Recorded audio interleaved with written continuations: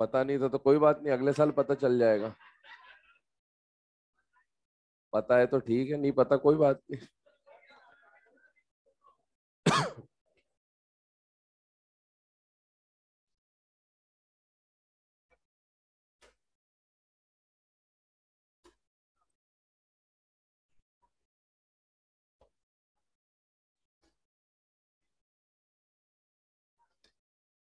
चले module discuss कर लेते हैं। जो लाए हो, जिन्होंने सॉल्व करा हो पूछ लो, जो नहीं लाए नहीं सॉल्व करा एग्जाम के बाद पूछ लेना, कोई दिक्कत नहीं है, ठीक है।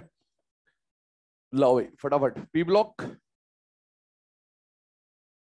बिगिनर बॉक्स 1, बिगिनर बॉक्स 1 में करेक्शन है शायद, है ना। वो BF3 की बॉन्ड लेंथ वाला क्वेश्चन है, सेकंड नंबर पे शायद, पता नहीं कौन सा नंबर, देख लेना। करेक्शन है उसमें। जो नहीं भी लाए वो नोट कर लेना बेटा, है ना, पॉइंट्स को नोट कर लेना, जो करेक्शन है, गलत आंसर मत याद कर लेना या कुछ भी इस तरह से, ठीक है। Beginner box 1 question number 2 correction है उसमें, है ना।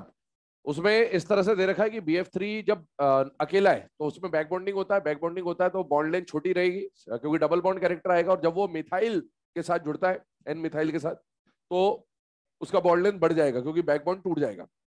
आंसर उल्टा दे रखा है, तो ध्यान रखिएगा, इस कॉन्सेप्ट से वो सॉल्व हो रहा होगा ना। तो क्वेश्चन नंबर 2 में करेक्शन है बिगिनर बॉक्स 1 के। और कोई दिक्कत है क्वेश्चन नंबर मतलब बिगिनर बॉक्स 1 में? क्या फर्स्ट? क्या फर्स्ट आंसर? क्या होगा आंसर? अब यार आंसर थोड़ी याद करके आया मैं, कौन सा होगा देखना पड़ेगा कौन सा है। बॉन्ड लेंथ उल्टा दे रखा है मतलब, जो भी है देख लेना, इतना तो कर लोगे बे। जो दे रखा उल्टा दे रखा, बस ये बता तो दिया, अब इससे उल्टा जहां लिखा होगा वही आंसर होगा, ठीक है, करेक्ट कर लेना उसको। बिगिनर बॉक्स 1 में और कोई? चले बिगिनर बॉक्स 2 पे आइए। 2 में कोई दिक्कत? एक और आगे जाके शायद किसी बिगिनर बॉक्स में और एक और कहीं पे दो दो जगह पे दिक्कत है शायद, है ना। एक वो शायद सिलिकॉन्स वाला है शायद कुछ,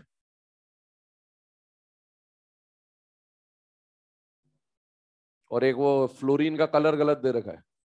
दो करेक्शन है मतलब अभी, और कहीं पे देख लेना, किसी को याद हो तो बता दो। एक फ्लोरीन वाला तो मेरे को एग्जैक्टली याद है, एक और किसी बिगिनर बॉक्स में दिक्कत है अभी नीचे। बिगिनर बॉक्स 3 क्या है? 7th क्वेश्चन क्या दे रखा है, बता। क्वेश्चन नंबर 7, हाँ, बिगिनर 7, ठीक है। इसमें दे रखा है SiCl4 का हाइड्रोलाइसिस करेंगे तो क्या मिलेगा, और इन्होंने आंसर शायद सिलिकॉन्स दे रखा है, जो कि गलत है। SiCl4 का हाइड्रोलाइसिस क्लास में करा रखा है आपको, या तो SiOH4 मिलेगा, या SiH2SiO3 मिलेगा, या SiO2 मिलेगा, तीन में से कोई प्रोडक्ट मिलेगा। तो सिलिका भी दे रखा है शायद इन्होंने, और सिलिसिक एसिड भी दे रखा है, दोनों आंसर हो सकते हैं इसके, ध्यान रखिएगा, ठीक है। इसके बाद लास्ट वाला जो बिगनर बॉक्स है, बिगनर बॉक्स 8 या 9 है शायद, कौन सा? 9 है। उसमें F2 के कलर का क्वेश्चन है।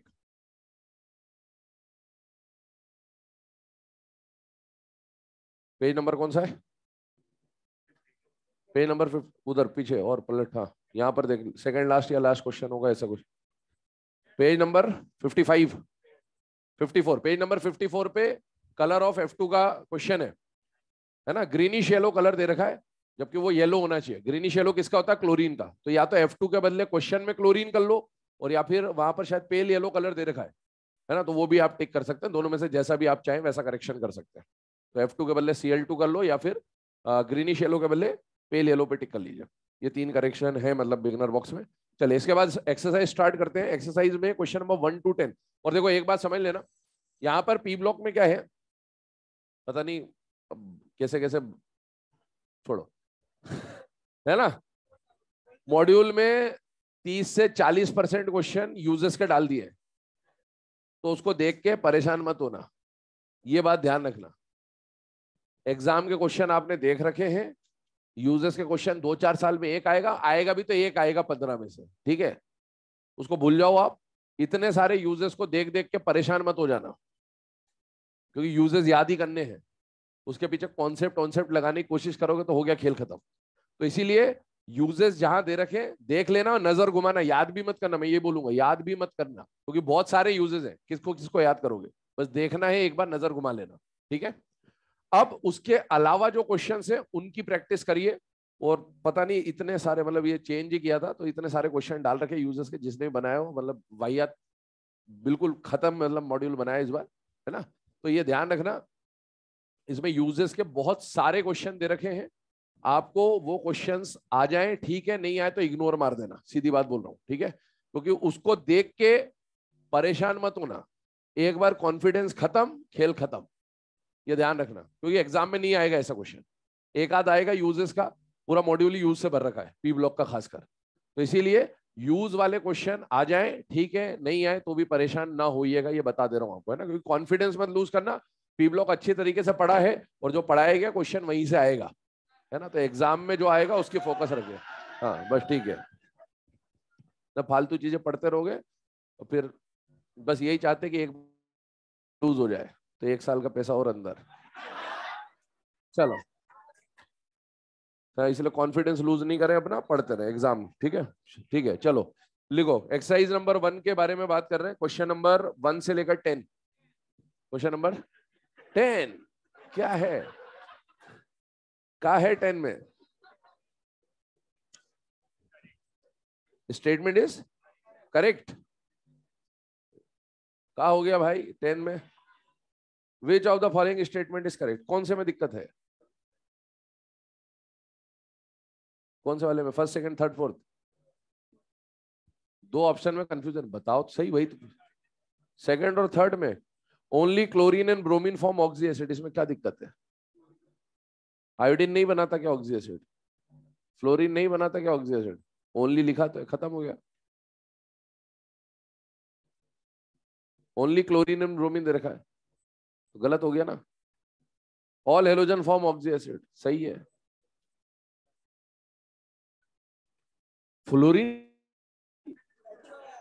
फ्लोरीन HOF कौन बनाता है, HOF कौन बनाता है, फ्लोरिक 1 एसिड, हाँ है, कौन बनाता है, फ्लोरीन तो बनाता है HOF, कैसी बात कर रहे बेटे।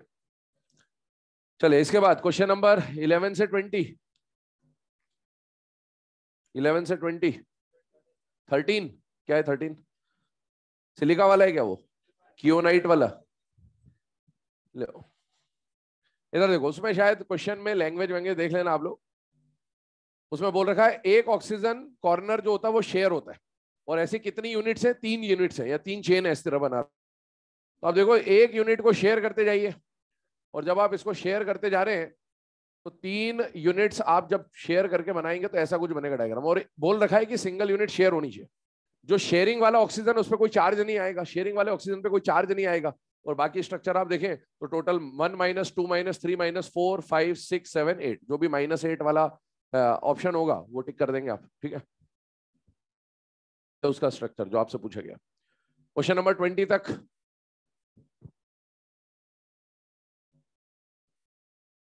सेवनटीन क्या है, 17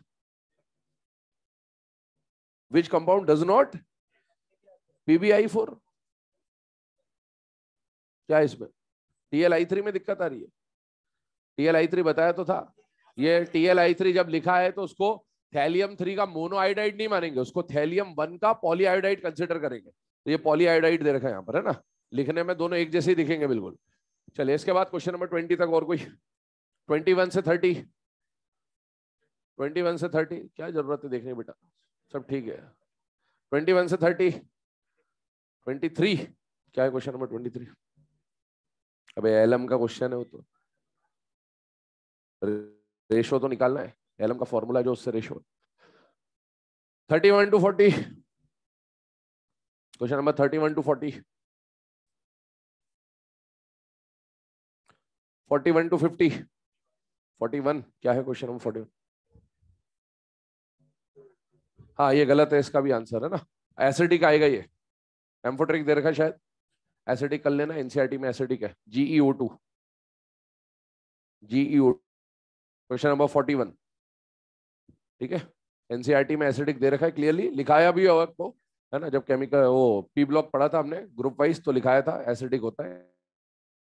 चलिए इसके बाद 50 तक और कोई, 51 to 60, 61 to 70,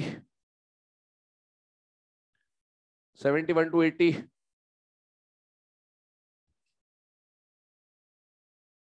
$74,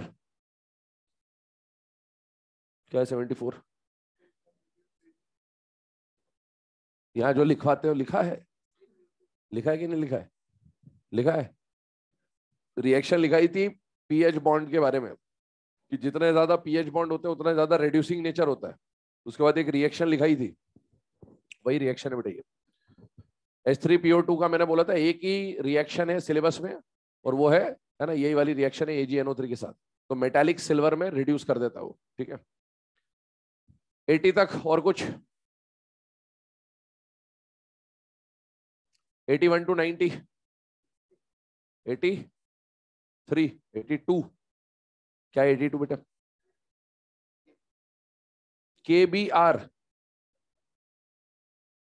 कलर, हाँ रेड या रेडिश ब्राउन चलेगा। कलर में है ना, कलर में कभी भी ऐसे एडमेंट नहीं होना है कि जैसे रेड है तो रेड ही रखना है, ये हमेशा ध्यान रखना।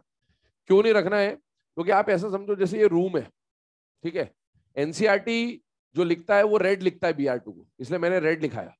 यहाँ के मॉड्यूल में जो चलता है वो रेडिश ब्राउन चलता है, या कई बुक्स भी रेडिश ब्राउन लिख हुआ। जैसे मतलब सपोज ये रूम है, इसमें अपन ने थोड़ा सा ब्रोमीन गैस पास किया, तो कौन सा कलर दिखा आपको? रेड दिखा, हल्का रेड दिखेगा। अब आप ब्रोमीन का कंसेंट्रेशन बढ़ाते जाइए तो वो लाइट रेड जो था वो डार्क रेड होगा, फिर और कंसेंट्रेशन बढ़ाते जाएंगे तो वो जो है ना रेड कलर था वो रेडिश ब्राउन भी अपीयरेंस देने लगेगा। तो वो सारा खेल किसका होता है बेटा? कंसेंट्रेशन का होता है। तो कलर में हमेशा क्या होता है? मार्जिन लेके चलते हैं।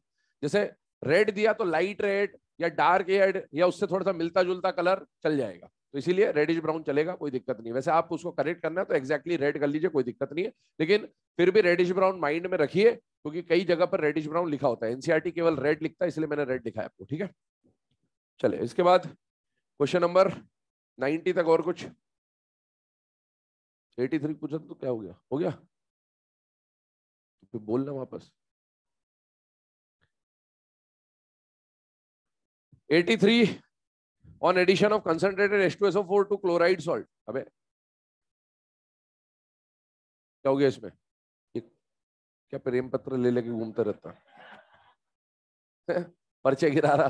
सुन देखो, आपको याद करो कंसंट्रेटेड H2SO4 की जो हेलोजेंस के साथ रिएक्शन बताई थी, उसमें बोला था कि Cl माइनस, देखो F माइनस को F2 तो कोई नहीं बना सकता, ऑक्सीडाइज करने का पावर किसी में भी था, लेकिन Cl माइनस को Cl2 दो चीजें नहीं बनाती थी, एक H2SO4 और एक मैंने बोला डी ब्लॉक में आएगा K2Cr2O7। तो ये वही रिएक्शन है कि Cl माइनस से जब H2SO4 की रिएक्शन कराएंगे तो Cl2 नहीं मिलेगा, जबकि Br माइनस और I माइनस से रिएक्शन कराओगे तो Br2 और I2 मिल जाएगा। तो वही आंसर आएगा उसी। और कुछ 90 तक? 90 में हाँ ओनली पॉजिटिव बोल रखा है। हाँ तो पॉजिटिव ही तो है, मतलब ये कहना चाह रहा है कि कौन नेगेटिव नहीं दिखाता, ओनली पॉजिटिव स्टेट दिखाता है। तो वो पॉजिटिव चाहे +4 हो, मेटालिक कैरेक्टर ज्यादा है तो पॉजिटिव ही दिखाएगा, बस वैसा कहना है, इसमें कोई लॉजिक नहीं है। Down the group metallic character बढ़ रहा है, पॉजिटिव दिखाएगा, ऐसे याद कर लो आराम, सिंपल ही है ना, उसमें कोई लॉजिक नहीं। भाई 90 तक और कुछ? 91 to 100, 91 to 100, 101 to 110, 1 to 10, 11 to 20, 21, कौन सा 110? क्या है भाई 110? हाँ ये अच्छा question, it is a good question, है ना। कौन सी मूवी है? तनु वेड्समैन। It is a good question. Which of the following does not decolourise iodine? ठीक है, देखो इसका कहने का लॉजिक क्या है इस क्वेश्चन का, आपसे बोल रखा है कि इनमें से कौन सा ऐसा कंपाउंड है, कोई भी कंपाउंड मान लिया आपने ए, और इसका रिएक्शन आप किससे करा रहे हो बेटा? आयोडीन से। और आयोडीन का कलर कौन सा होता है बेटा? वॉयलेट। और ये आयोडीन को कलरलेस या डीकलराइज नहीं कर रहा, कलरलेस नहीं कर रहा मतलब I माइनस में चेंज नहीं कर रहा। कुल मिला के कहना ये चाहता है कि कौन ऐसा कंपाउंड है जो I2 से रिएक्ट नहीं करेगा। अब I2 से कौन रिएक्ट नहीं करेगा, तो आप देखो इसमें सीधे सीधे ऑप्शंस की अगर मैं बात करूं तो जो थर्ड वाला ऑप्शन है NaCl, तो हम लोगों ने डिस्प्लेसमेंट पढ़ा था, more reactive less reactive. NaCl अगर मैंने यहां पर लिया तो I जो है वो खुद कंपाउंड में बैठकर उससे रिएक्शन ही नहीं होगी, NaCl+I2 रिएक्शन होती नहीं है, क्योंकि आयोडीन उसको डिस्प्लेस नहीं कर पाएगा। लेकिन बाकी चीजों को भी समझ ले, Na2SO3 जिसमें सल्फर +4 में है और आयोडीन 0 पे है, तो सल्फर +4 से कहां चला जाएगा, +6 में, और आयोडीन को 0 से कहां पहुंचा देगा, -1। और I- जो आयन होता है ये क्या होता है, कलरलेस, तो ये आयोडीन का क्या हो जाएगा बेटा, डीकलराइजेशन हो जाएगा। इसके अलावा Na2H2O3 एस्टिमेशन ऑफ ओजोन की रिएक्शन बनेगी है। Na2H2O3 को जब I2 से रिएक्शन कराया था तो सोडियम टेट्राथायोनेट बना था, तो ये एस्टिमेशन वाला रिएक्शन है, यहाँ भी डीकलराइज होता था। और लास्ट वाला जो है वो कौशिकदा वाली रिएक्शन है, आयो बाहर कल संबित पारा, तो आयोडीन NaOH से भी रिएक्शन करके I- बनाता था। ठीक है, तो इसमें थर्ड ऑप्शन आ जाएगा। 120 तक, 120 तक, 21 से लेकर 30, 21 से लेकर 30, 21 से लेकर 30, 31 से लेकर 38, 31 से 38। Exercise 2, question number 1 to 10, 1 to 10, 11 to 20, 11 to 20, 21 to 30, 26। वो हेलोजन वाला, ठीक है। ये देखो, इसमें हेलोजन वाला जो क्वेश्चन को दे रखा है, इसमें all form monobasic oxy acids. देखिए इसमें प्रॉब्लम है बेटा फ्लोरीन की। HOF जो है, ध्यान सुनना, HOF जो है ये ऑक्सी एसिड तो है फ्लोरीन का, लेकिन इसको मोनोबेसिक काउंट नहीं करते। क्यों नहीं काउंट करते, क्योंकि जब हम बेसिसिटी की बात करते हैं ना, तो बेसिसिटी को हम लोग क्या बोलते हैं, हाइड्रोक्साइड्स। समझना, ये क्या होना चाहिए, नॉन मेटल का हाइड्रोक्साइड होना चाहिए, और अगर हाइड्रोक्साइड होना चाहिए तो OH पे क्या आना चाहिए बेटा, माइनस। और आप देखो जब HOF बनाया था, मैंने स्ट्रक्चर भी बनाया था आपको, इस पे -1 था, इस पे 0 था और इस पे +1 था। तो ये हेलोजन का हाइड्रोक्साइड नहीं, एक तरह से देखो आप इसको, हाइड्रोक्साइड होने के लिए OH पे क्या होना चाहिए, माइनस पे कितना आ रहा है, +1 आ रहा है। और इसीलिए इसको बेसिसिटी वाला हाइड्रोजन काउंट नहीं करेंगे, क्योंकि बेसिसिटी वाला हाइड्रोजन उसे काउंट किया जाता है जहां ऑक्सीजन किसमें होता है बेटा, -2 में होता है, या ऑक्सीजन 0 है। और ये काम सिर्फ कौन कर सकता है, फ्लोरीन कर सकता है, क्योंकि ऑक्सीजन से ज्यादा इलेक्ट्रोनेगेटिव एक ही एलिमेंट है और वो फ्लोरीन है, और इसलिए फ्लोरीन के केस में ऐसा होगा। तो फ्लोरीन का ऑक्सी एसिड बनता जरूर है, लेकिन उसको मोनोबेसिक ट्रीट नहीं किया जा सकता है ना। इसको फ्लोरिक एसिड बोला गया था, याद करिए, फ्लोरिक 1 एसिड, क्योंकि इसमें HF मिलेगा, OH नेगेटिव नहीं मिलेगा आपको, है ना। तो इस तरह से इसको ट्रीट किया जा रहा है। अब इसमें एक थर्ड ऑप्शन में भी दिक्कत आती है बच्चों को, all but fluorine show positive oxidation state. और अगर आपको थर्ड ऑप्शन में दिक्कत आ रही है, तो बेसिकली इसमें कॉन्सेप्ट की दिक्कत नहीं, इसमें इंग्लिश की दिक्कत है। फैक्ट यही है ना, इंग्लिश नहीं समझ में आई आपको।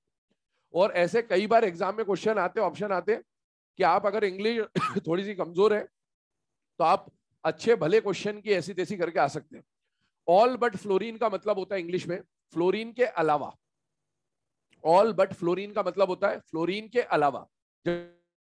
ऐसा समझ लेते हैं फ्लोरीन को, तो इसका मतलब है ऑल बट फ्लोरीन, मतलब बट फ्लोरीन ऑल, तो इसका मतलब होता है फ्लोरीन के अलावा बाकी सब हेलोजन जो है वो क्या दिखाते हैं, पॉजिटिव स्टेट। और क्योंकि वहां फ्लोरीन नाम दे रखा है, तो बच्चे क्या सोचते हैं कि फ्लोरीन पॉजिटिव स्टेट दिखाएगा। तो ये ध्यान रखिएगा, ये ना इसमें इंग्लिश की गड़बड़ है, मतलब लिखा जो है वो सही है, जो लैंग्वेज है वो सही है, लेकिन समझने में गड़बड़ कर देते हैं बच्चे। तो ऑल बट फ्लोरीन कभी भी आ जाए तो समझ जाइएगा फ्लोरीन के अलावा, या किसी के भी साथ आ जाए ऑल बट दिस, तो इसका मतलब है उस चीज के अलावा बाकी सारी चीजों की बात हो रही है। चलिए इसके अलावा बताइए, क्वेश्चन नंबर 34 तक शायद, कितने 43 या 34 कितने, 34। और कोई दिक्कत 34 तक, 34 तक और कुछ, 30 याद करने वाला बेटा, इसमें कोई लॉजिक नहीं है, CO2 वाला ऊपर रखा होगा। ठीक है, अब इसके बाद एक्सरसाइज 3, टोटल कितने, 43। चले क्वेश्चन नंबर 1 to 10, 1 to 10, 10 क्या है भाई 10th क्वेश्चन,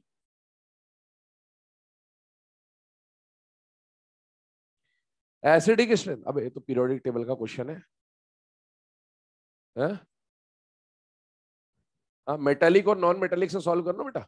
मेटल का ऑक्साइड है तो बेसिक होगा, नॉन मेटल का ऑक्साइड है तो एसिडिक होगा, वही तो कैरेक्टर है। EN से सॉल्व कर लो। तो 10 तो इसने तो बताया, 10 कौन सा है, 11 देख लिया क्या मैंने, पेन उस पे क्यों घुमा रहा था, ऑक्साइड वाले पे। हाँ ठीक है। इसने एसिडी के स्ट्रेंथ पे घुमा दिया पेन, तो मैंने वही देख लिया, कोई बात नहीं, चलो सिली मिस्टेक, ऐसे मत करके आना वहां पर। Which of the following is incorrect, ठीक है। पहला स्टेटमेंट दे रखा O2 is weaker oxidant then O3, सही है।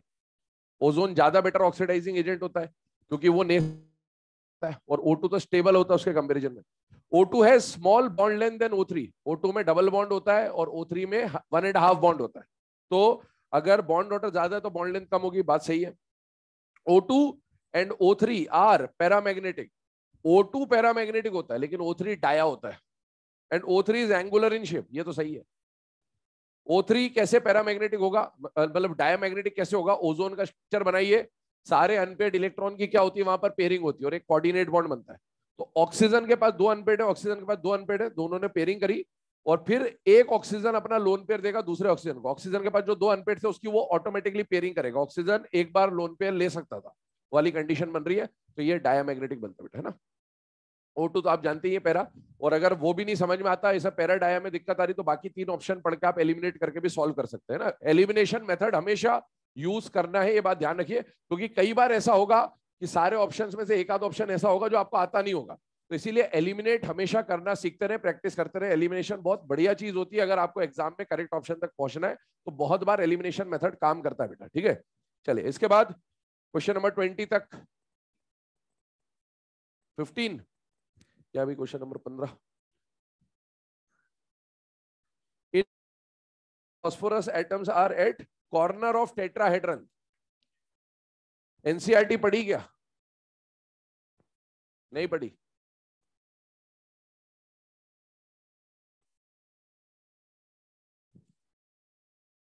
एनसीईआरटी नाम की किताब, P4 का जो लिखा उसमें क्लियरली, P4 में सेंटर में कुछ भी नहीं होता, अपन वो जो ऐसा यूं बनाते हैं डायमंड टाइप का, वो एक्चुअल में टेट्राहेड्रन के कॉर्नर से, सेंट्रल एटम से एक एक इधर एक इधर, जो आप टेट्राहेड्रन डायग्राम बनाते हो वो ऐसे ही, बीच में कुछ भी नहीं है, पी पी पी और पी, वो स्ट्रक्चर क्या कहला रहा है, टेट्राहेड्रन। तो फास्फोरस P4 जो होता है वो ऐसा बना होता है, जबकि P4O10 और P4O6 जो दे रखा है इसमें phosphorus centre of the tetrahedron में होता है।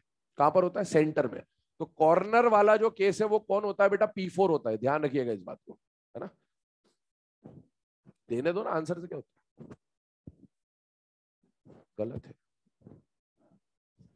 एनसीईआरटी जाके पढ़ो। कौन सा वाला क्वेश्चन है ये? 15। चलो याद रखें इसको, दूसरे बैच में करा देंगे, पूछा नहीं किसी ने इसलिए, है ना। हाँ वो याद कर लिया होगा बच्चों ने, फिर गलत हो जाएगा, है ना, इसीलिए। हाँ भाई आगे 20 तक और कुछ? 20 P4 corners of tetrahedron P4, ठीक है। 21 से लेकर 30, 21 से 30, 31 से 40, 31 से 40, 30, 25। अबे यार इतनी देर के बाद क्यों जागते हो? कहाँ गया 25 पे? क्या हो गया भाई इसमें? चार कार्बन कार्बन सिलिकॉन सिलिकॉन, ऐसे चार का दिया हुआ है, वही है ना, कार्बन कार्बन वाले ही ना। हाँ तो क्या हो गया, बाकी पांचवा बना लो खुद ही। इस ग्रुप में कोई लोन पे रिपल्शन तो होता नहीं था, जबकि FF CL BR और II में रिपल्शन लगता था। ऐसा एक क्वेश्चन वहां पर भी कराया था, ये मतलब क्वेश्चन कराया हुआ कॉपी में ही, VBT के अंदर, कि O2 में OO का रिपल्शन लगता था, SS से चेंज हो जाता था, NN का रिपल्शन लगता था, PP से चेंज हो जाता था। लोन पेयर किसके पास होते थे? फोन के पास, तो उसमें लोन पेयर रिपल्शन लगता था, इसलिए फोन वाले जो ऑर्डर होते थे वो चेंज हो जाते थे अपने ग्रुप पे। लेकिन इसमें कोई रिपल्शन है नहीं, सीधे शेल नंबर से सॉल्व होगा। जिसका शेल नंबर छोटा उसका बॉन्ड स्ट्रॉन्ग, जिसका शेल नंबर ज्यादा उसका बॉन्ड वीक। सिग्मा का सिग्मा से कंपेरिजन कर रहे हो आप, और सिग्मा के सिग्मा से कंपेरिजन में VBT लगाना है, शेल नंबर देखना है सबसे पहले। 30 तक, 31 टू 40, 43 तक।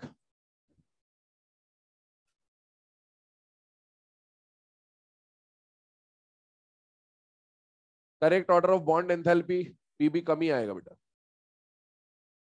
ठीक है, जो भी दिया उससे कोई फर्क नहीं पड़ रहा, हमेशा शेल नंबर से सॉल्व होगा, क्योंकि सिग्मा का कंपैरिजन सिग्मा से हो रहा है, तो शेल नंबर बड़ा है तो बॉन्ड वीक बनेगा और शेल नंबर छोटा है तो बॉन्ड स्ट्रॉन्ग बनेगा। ठीक है, परेशान नहीं होना। हाँ और बोलो। और इसी वजह से एसएन जो है वो कैटिनेशन दिखा सकता है और पीबी कैटिनेशन नहीं दिखाता है, उसका रीजन भी यही है, क्योंकि उसका बॉन्ड वीक है तो कैटिनेशन नहीं बनेगा। और बोलो 43 तक, 43 तक और कुछ? 42 क्या है? इंटर हेलोजन, अब ये तो कराया हुआ है ना। एक्स एक्स डैश का जब वाटर से रिएक्शन कराओगे तो एक HOX मिलेगा और एक HX डैश मिलेगा, क्या हो गया? दोनों मिल सकता है, बिल्कुल मिल सकता है, बिल्कुल मिल सकता है, लेकिन आपको रिप्रेजेंटेशन यहाँ पर हमने जब माना था तो हमने ऐसा रिप्रेजेंटेशन माना था कि एक्स को हमने क्या माना था, सेंट्रल एटम, और एक्स डैश को हमने क्या माना था, साइड एटम। लेकिन जब तक यहाँ पर मेंशन्ड नहीं है तब तक आप किसी को कुछ भी मान सकते हो, इसीलिए इसके आंसर तो दोनों में से कुछ भी हो सकता है। ठीक है, लेकिन आंसर मैं क्या बता रहा हूं तेरे को वो सुनना पहले। अगर आपको ऐसा दे X X dash, X X dash 3, X X dash 5, answer देख के लॉजिक नहीं बनाते कभी, लॉजिक से आंसर बनता है। ऐसा दिया होता, 2-3 दिया होता तो मैं बोल देता, जैसे मान लो ये होता, 2 दिए होते थे कोई रिएक्शन, या ये वाला दिया होता, मैं बोल देता ये सेंट्रल एटम है। अभी ये दिया मतलब एक हेलोजन है दूसरा भी हेलोजन है, अब मेरी मर्जी, मैंने एक्स को सेंट्रल एटम माना, बाई चांस मैं ऐसा रिप्रेजेंटेशन बना दूं तो क्या गलत है इसमें?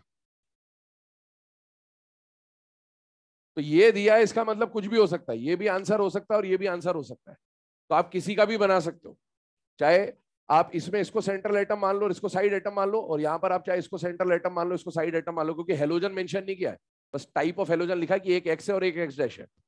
तो आपने ये रिप्रेजेंटेशन लिया तो दूसरा आंसर बनेगा, और वो रिप्रेजेंटेशन लिया तो दूसरा आंसर बनेगा, इसके दोनों आंसर हो सकते हैं, है ना। अगर आप इसका हाइड्रोलिसिस कराओगे तो क्या मिलेगा, HOX डैश और HX मिलेगा, और आप इसका हाइड्रोलाइसिस कराओगे तो आपको HOX प्लस HX डैश मिलेगा। अगर ये दोनों ऑप्शन दे रखे हैं तो दोनों ऑप्शन सही है, और अगर दोनों में से कोई एक दे रखा है तो एक सही है, देख ले कॉपी में, एक दे रखा तो एक सही है, ऑप्शन दोनों है ना। हाँ तो बस बोथ करो उसको, और क्या है, बिल्कुल करो बेटा, बिल्कुल करो, बेफिक्र होके करो। पता नहीं बेटा, मेरे से जो पूछोगे मैं बता दूंगा, ऐसे मैं क्या करूं बेटे।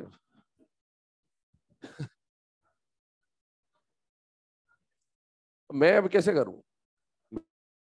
जैसे वो P4 पूछा तुमने, किसी और ने नहीं पूछा, ये भी नहीं पूछा किसी और ने, ये तो बता देता। ठीक है, तो ऐसे ये क्वेश्चन वहां थोड़ी पूछेगा, वहां बनाने वाले के पास थोड़ा सा दिमाग होता है, थोड़ा सा तो होता है कम से कम। ठीक है, लिख के देगा वो वहां पर कि x is central atom and x dash is side atom, अगर लिख के देगा तो सॉल्व होगा, नहीं देगा तो दोनों आंसर बनेंगे, है ना। तो इतना तो दिमाग होना चाहिए कि जब आपने मेंशन किया, ऐसा थोड़ी रिप्रेजेंटेशन तो कोई कुछ भी मान ले। ठीक है, इसीलिए रिप्रेजेंटेशन के बेसिस पे तो कभी कोई आंसर करेक्ट या गलत हो ही नहीं सकता, ये बात ध्यान रखना, क्योंकि कोई मेंशन नहीं है वहां पर कि किसका EN ज्यादा है कम है या साइज ज्यादा है कम है, तो आप किसी को कुछ भी मान सकते हो। ठीक है, चले, ये तो वैसा हो गया कि मैं कॉपी में ऐसा लिखाता हूं तो वो इसी के हिसाब से मैंने क्वेश्चन बना के दे दिया, अबे दूसरा कुछ और लिखाता होगा कॉपी में, तो है ना, इसीलिए ऐसे क्वेश्चनों में ध्यान नहीं देना, जो जो अपनी कॉपी में जो लिखा था वही बना देता मॉड्यूल, कोई मतलब नहीं उसको कि नीट में क्या आता है क्या नहीं आता है। ठीक है, फिर आके दूसरे पेज में क्या बोलेंगे, मॉड्यूल मेरे नोट से बना है, मैंने बनाया, अब बनाया तो क्या सही तो बना, है ना। बहुत सारे, बहुत है बेटा, बहुत है, कम एक कम, मतलब बहुत बहुत सारे ऐसे हैं हैं? हर साल मैं क्यों बनाऊं, ऐसे लोग हैं तभी तो मेरी इज्जत है बहुत सारी चीजें होती है बेटा दुनिया में, है ना। हाँ सही है ना, ऐसे लोग होंगे तभी तो पता चलता है? अपना मैं तो भेज देता हूँ ना क्वेश्चन, वैसे भी मैं तो बोल ही रहा हूँ, मेरा मॉड्यूल क्या है, एनसीईआरटी सॉल्व करो, वही मॉड्यूल है, एनसीईआरटी करो, खत्म बात। तुमको बस पता होना चाहिए क्वेश्चन कहाँ से आना, वही तो करना है तुमको, तुम जबरदस्ती लगे रहते हो इधर उधर, यही समझने में 4 साल लग जाता बच्चे को। करो ना, करो, बिल्कुल करो, क्वेश्चन प्रैक्टिस करो, क्वेश्चन प्रैक्टिस करो। वोट डालेंगे, अभी तो क्वेश्चन डालते रहेंगे। चलो निकालो फटाफट। कल कहां तक डिस्कस कर लिया था हमने? हाइड्रेट आइसोमेरिज्म हो गया था। चले, कल हम लोगों ने स्ट्रक्चरल आइसोमेरिज्म स्टार्ट किया था बेटा। स्ट्रक्चरल आइसोमेरिज्म आपको बताया था कि यहां पर जो बॉन्डिंग होती है वो चेंज होती है, जबकि स्टीरियो आइसोमेरिज्म में क्या चेंज होता है? स्पेशियल अरेंजमेंट है ना, स्पेटियल अरेंजमेंट जिसको बोलते हैं, तो वो चेंज होता है। अभी यहां पर देखें, स्ट्रक्चरल आइसोमेरिज्म में सबसे पहला आइसोमेरिज्म जो आपने पढ़ा था दैट वाज आयनाइजेशन आइसोमेरिज्म। दूसरा पढ़ा था हम लोगों ने हाइड्रेट आइसोमेरिज्म। तीसरा जो आता है वो आता है लिंकेज आइसोमेरिज्म। सिंपल सा आइसोमेरिज्म है। कल के जो दो आइसोमेरिज्म पढ़े थे उसके बारे में पहले डिस्कस कर दे रहा हूं थोड़ा सा। आयनाइजेशन आइसोमेरिज्म क्या है? जब जब डब्बे के अंदर और डब्बे के बाहर अलग अलग एनायन हो तो ऐसे आइसोमेरिज्म को हम लोग क्या बोलते हैं बेटा? Ionization isomerism. और हाइड्रेट आइसोमेरिज्म के लिए आपको दो जुगाड़ बताए थे। पहली बात, डब्बे के अंदर क्या होना चाहिए? पानी। और कब तक आइसोमर काउंट करेंगे? जब तक डब्बे पे क्या होगा? चार्ज। अब आते हैं लिंकेज आइसोमेरिज्म में। पहले इसके बारे में स्टेटमेंट लिख लीजिएगा। When एम्बीडेंटेड ligand when ambidentate ligand is present when ambidentate ligand is present inside the coordination sphere when ambidentate ligand is present inside the coordination sphere of any complex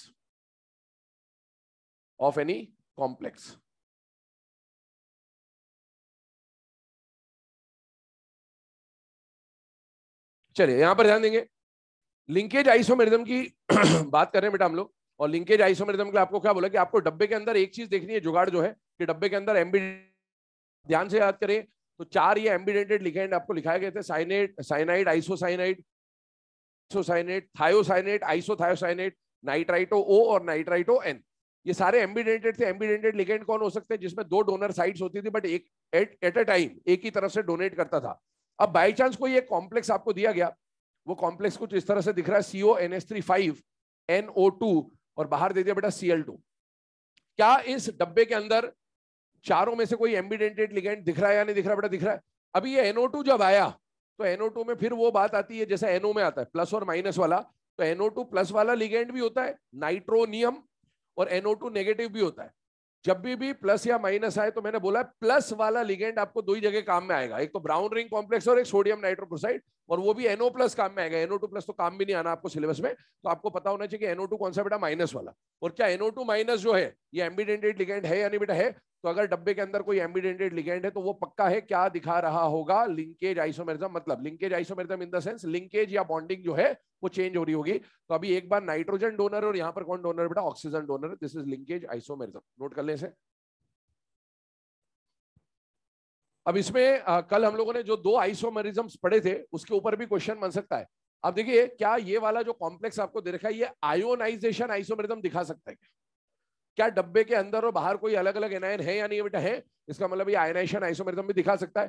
क्या डब्बे में पानी है या नहीं है? नहीं है। इसका मतलब ये हाइड्रेट दिखा सकता है। तो वो भी क्वेश्चन बन सकता है कि कौन कौन सा आइसोमेरिज्म दिखा सकता है।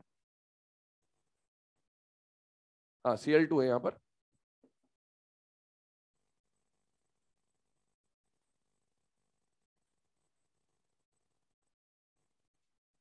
चलिए, अब स्ट्रक्चरल आइसोमेरिज्म आता है, दैट इज कोऑर्डिनेशन आइसोमेरिज्म। और कोऑर्डिनेशन आइसोमेरिज्म के बारे में डिस्कशन करें तो इसमें क्या क्या पॉइंट्स होते हैं, पहले इसके बारे में स्टेटमेंट लिखवा दे रहा हूं, लिख लीजिएगा। When coordination compound contains when coordination compound contains complex cation as well as complex anion, when coordination compound contains complex cation as well as complex anion and there is exchange of ligands between them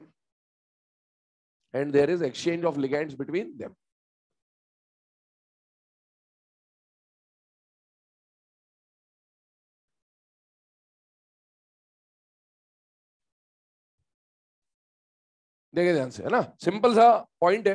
अब देखो, कहना क्या है, coordination isomerism पहचानने का तरीका क्या होगा? पहली बात तो जो आपका पूरा कंपाउंड होगा, कॉम्प्लेक्स कंपाउंड होगा, उसमें 2 डब्बे होंगे इस बार, ठीक है। जैसे इसको देखें तो ये 2 डब्बे, और मैं आपको आइसोमेरिज्म से पहले जब हमने आईयूपीएससी नोमेनक्लेचर पढ़ा था तब भी बोला था 2 डब्बे अगर साथ में है तो 2 डब्बे साथ में तभी हो सकते हैं जब डब्बों पे क्या होगा बेटा, चार्ज। चार्ज दिखाएगा नहीं, चार्ज आपको खुद। एक बात बताइए, यहां पर कोबाल्ट का कोऑर्डिनेशन नंबर क्या दिख रहा है बेटा, 6। कब होता है 6? जब कोबाल्ट पे क्या होता है बेटा, प्लस। क्रोमियम का कोऑर्डिनेशन नंबर 6 है, जब क्रोमियम पे भी क्या होगा बेटा, +3। अब इसके ऊपर +3 और अमोनिया पे न्यूट्रल चार्ज है, तो क्या डब्बे पे +3 आ जाएगा या नहीं आ जाएगा? आ जाएगा। और इस पे +3 और इस पे -6 है, तो डब्बे पे कितना आ जाएगा बेटा, -3। इसका मतलब है 2 डब्बे हैं और डब्बों पे क्या है, चार्ज। सुनते जाना, कोऑर्डिनेशन आइसोमेरिज्म के लिए 3 बातें आपको ध्यान रखनी है। 2 डब्बे होने चाहिए, साथ ही साथ डब्बों पे क्या होना चाहिए, चार्ज, और लिगेंड्स का क्या होना चाहिए बेटा, एक्सचेंज। अगर ऐसी पॉसिबिलिटी जब तक चल रही है तब तक आप कोऑर्डिनेशन आइसोमेरिज्म काउंट कर सकते हैं। अब देखो, इसको 1 बाय 1 सॉल्व कर रहे हैं। यहां पर पहले वाले डब्बे को अगर आप देखें तो मेटल का कोऑर्डिनेशन नंबर 6 है, दूसरे में भी मेटल का कोऑर्डिनेशन नंबर 6 है। कल मैंने आपको बोला था कि कभी भी आइसोमेरिज्म कराएं, कोई भी आइसोमेरिज्म कराएं, मेटल के कोऑर्डिनेशन नंबर के साथ छेड़खानी बर्दाश्त नहीं की जाएगी, तो कोऑर्डिनेशन नंबर मेंटेन करना है। ये मोनोडेंटेट लिगेंड बदलने, क्योंकि ये भी मोनोडेंटेट है, ये भी मोनोडेंटेट है, तो एक CN इधर जाएगा तो एक अमोनिया इधर जाएगा, ऐसे इधर एक एक करके अमोनिया इधर, जब तक खत्म नहीं हो जाता तब तक ये प्रोसेस चलेगा। तो अब देखो, अगला केस बनेगा CO के साथ कितने अमोनिया रह गए बेटा, 5, और एक CN यहां आ गया। क्या कोऑर्डिनेशन नंबर 6 सेटिस्फाई हो गया बेटा? यस।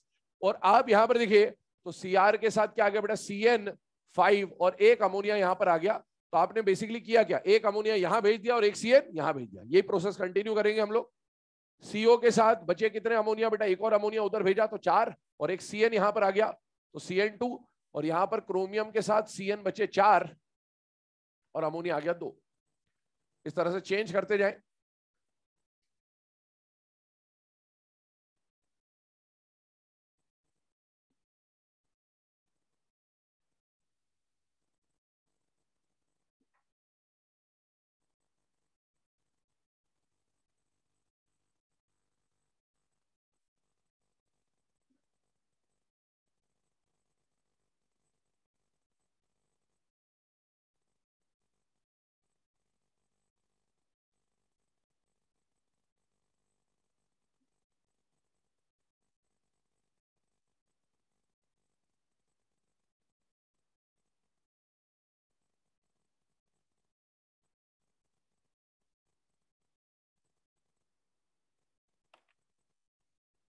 चलिए, अब ये सारे कॉम्प्लेक्स अभी आपके सामने बने हुए हैं।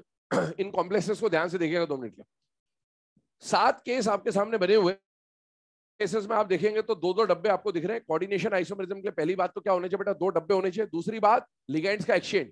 तो लिगेंड का एक्सचेंज तो हमने कर दिया ऑटोमेटिकली। और अब लास्ट में क्या देखना है, डब्बों पे क्या होना चाहिए, चार्ज। अब चार्ज चेक करते हैं। तो बेटा हर जगह कोबाल्ट कौन सी स्टेट का है बेटा, +3, और क्रोमियम कौन सी स्टेट का है, +3। कोबाल्ट +3 है, अमोनिया पे कोई चार्ज होगा नहीं, तो अमोनिया देखने से कोई फायदा नहीं है। CN पे कितना चार्ज है, -1, +3 -1, डब्बे पे क्या बचा बेटा, +2, +3 -2, डब्बे पे क्या बचा बेटा, +1, +3 -3, डब्बे पे क्या बचा बेटा, 0, +3 -4, डब्बे पे बचा -1, यहां डब्बे पे बचेगा -2, और यहां डब्बे पे बचेगा -3। चेक कर सकते हैं आराम से। यहां पर आइए, क्रोमियम कौन सी स्टेट का बेटा, +3 और -5, -2, +3 -4, -1, +3 -3, 0, +3 -2, +1, +3 माइनस जाएगा +2, और यहां पर +3 और 0 चार्ज आ रहा है, मतलब क्या आ गया बेटा, +3, ये आ गया। अब देखिए, इस पूरे केस को जब आप चेक कर रहे हैं तो 7 केसों में, सातों के सातों केस में आप देखिए 2-2 डब्बे हैं, लिगेंड का एक्सचेंज हुआ है, लेकिन 4, ये वाला जो इंटरमीडिएट वाला केस बन रहा है, मिडिल वाला जो केस बन रहा है, इसमें 2 डब्बे हैं, लिगेंड भी एक्सचेंज हुआ है, लेकिन डब्बों पे चार्ज नहीं है। और अगर डब्बों पे चार्ज नहीं है तो it is not a coordination isomer. इसको कोऑर्डिनेशन आइसोमर नहीं मानेंगे। क्यों नहीं मानेंगे, कल जैसा हाइड्रेट में पढ़ा था वही कारण है। इसका मतलब ये हुआ, जब दोनों न्यूट्रल हो गए, इसका मतलब है ये पहला वाला जो डब्बा ये अपने आप में अलग एंटिटी है बेटा, और ये अपने आप में अलग एंटिटी है। और अगर ये अलग एंटिटी, तो इसका अकेले का फॉर्मूला पूरे से मैच नहीं होगा, या फिर इसका अकेले का फॉर्मूला होगा, और इसलिए इसको आइसोमर काउंट नहीं किया जाएगा। अब आपसे अगला क्वेश्चन पूछेगा इसमें कि total number of coordination isomer कितने बन रहे? तो number of coordination isomers will be 6। फटाफट।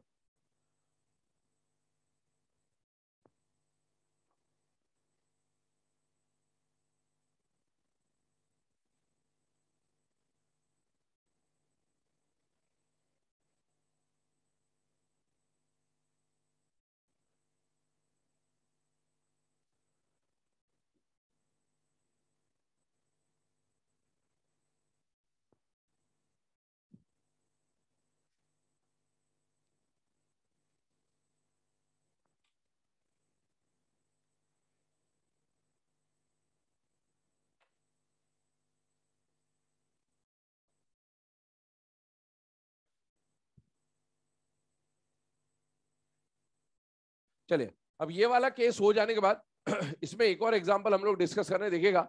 सेकंड एग्जांपल जो हम लोग कंसीडर कर रहे हैं वो कुछ इस तरह का है कि आपको दिया गया बेटा CONH3 6 और साथ में दिया गया COCN6। कॉम्प्लेक्स को देखें जरा ध्यान से। तो यहां पर हमने क्या, पीएम के बदले कौन ले आए बेटा? कोबाल्ट। बाकी सब कुछ क्या है? सेम। तो अब एक बात समझना, सेकंड क्वेश्चन का जो टाइप है वो मैं इसी में चेंज करके बता रहा हूं। चेंज क्या हो रहा है वो समझिएगा। अभी दोनों कॉम्प्लेक्सेस में लिगेंड और लिगेंड मोनोडेंटेट और मोनोडेंटेट थे। 4 टाइप के एग्जांपल हम इस पे सॉल्व करेंगे। अभी दूसरे एग्जांपल पे आ रहे हैं हम लोग। दोनों मोनोडेंटेट है। पहले वाले केस में दोनों सेंट्रल मेटल अलग थे, इस वाले केस में दोनों सेंट्रल मेटल हम लोग क्या कर दे रहे? सेम। तो क्रोमियम को हटा के मैंने कोबाल्ट कर दिया हर जगह पर। जैसे ही क्रोमियम को हटा के हमने कोबाल्ट किया तो बेटा जो 7 केस थे उसमें से मिडिल वाला केस तो अभी भी क्या है? न्यूट्रल है, तो उसको तो आइसोमर काउंट नहीं करेंगे। लेकिन हो क्या रहा है, जो फर्स्ट और लास्ट वाला है ये रिपीट हो गए। देख लें आराम से। CONH3 6 + 3, CONH3 6 + 3, COCN6 - 3, COCN6 - 3। तो इसमें अब रिपीटिशन चालू हो गया। रिपीटिशन किस किस का होगा देखिएगा। सेम आ रहे हैं कुछ केस, और कौन कौन से केस सेम आ रहे हैं बेटा? फर्स्ट और लास्ट, सेकंड और सेकंड लास्ट, थर्ड और थर्ड लास्ट। ये केसेस आपस में क्या आ रहे हैं बेटा? सेम। इसका मतलब है इनको 2 बार काउंट नहीं किया जाएगा क्योंकि ये रिपीट हो रहे हैं। और इसीलिए आपसे अगर यहां पर पूछा गया कि नंबर ऑफ कोऑर्डिनेशन आइसोमर्स कितने हैं, तो कोऑर्डिनेशन आइसोमर इस बार कितने हो जाएंगे? 3। तो पहले कितने आइसोमर बन रहे थे? 6। और अगर आपने सेंट्रल मेटल सेम कर दिया तो जो क्वांटिटी थी वो बिल्कुल आधी हो जाएगी। 6 से क्या हो जाएगा? 3। मान लो कहीं पर कोऑर्डिनेशन आइसोमर बन रहे हो 4 और मेटल अलग अलग थे, और आपने बाद में मेटल को क्या कर दिया, तो इसका मतलब है कोऑर्डिनेशन आइसोमर की क्वांटिटी क्या हो जानी है? हाफ हो जानी है। क्योंकि वो जो फर्स्ट और लास्ट था या जो सेकंड और सेकंड लास्ट था वो आपस में क्या हो जाएंगे बेटा? रिपीट हो जाएंगे। नोट करिए इसे। फिर बढ़ते हैं थर्ड और फोर्थ एग्जांपल पे।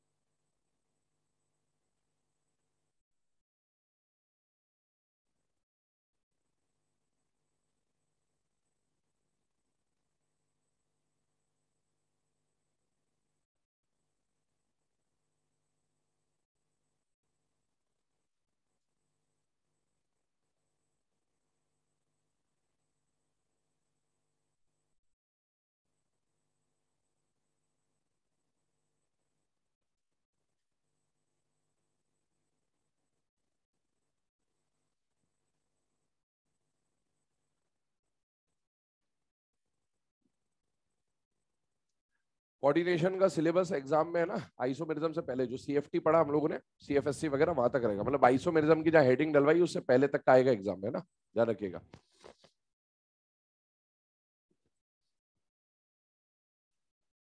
चलिए यहां पर स्टार्ट कर रहे हैं बेटा, केस नंबर 3 और 4, इसको समझने की कोशिश करें।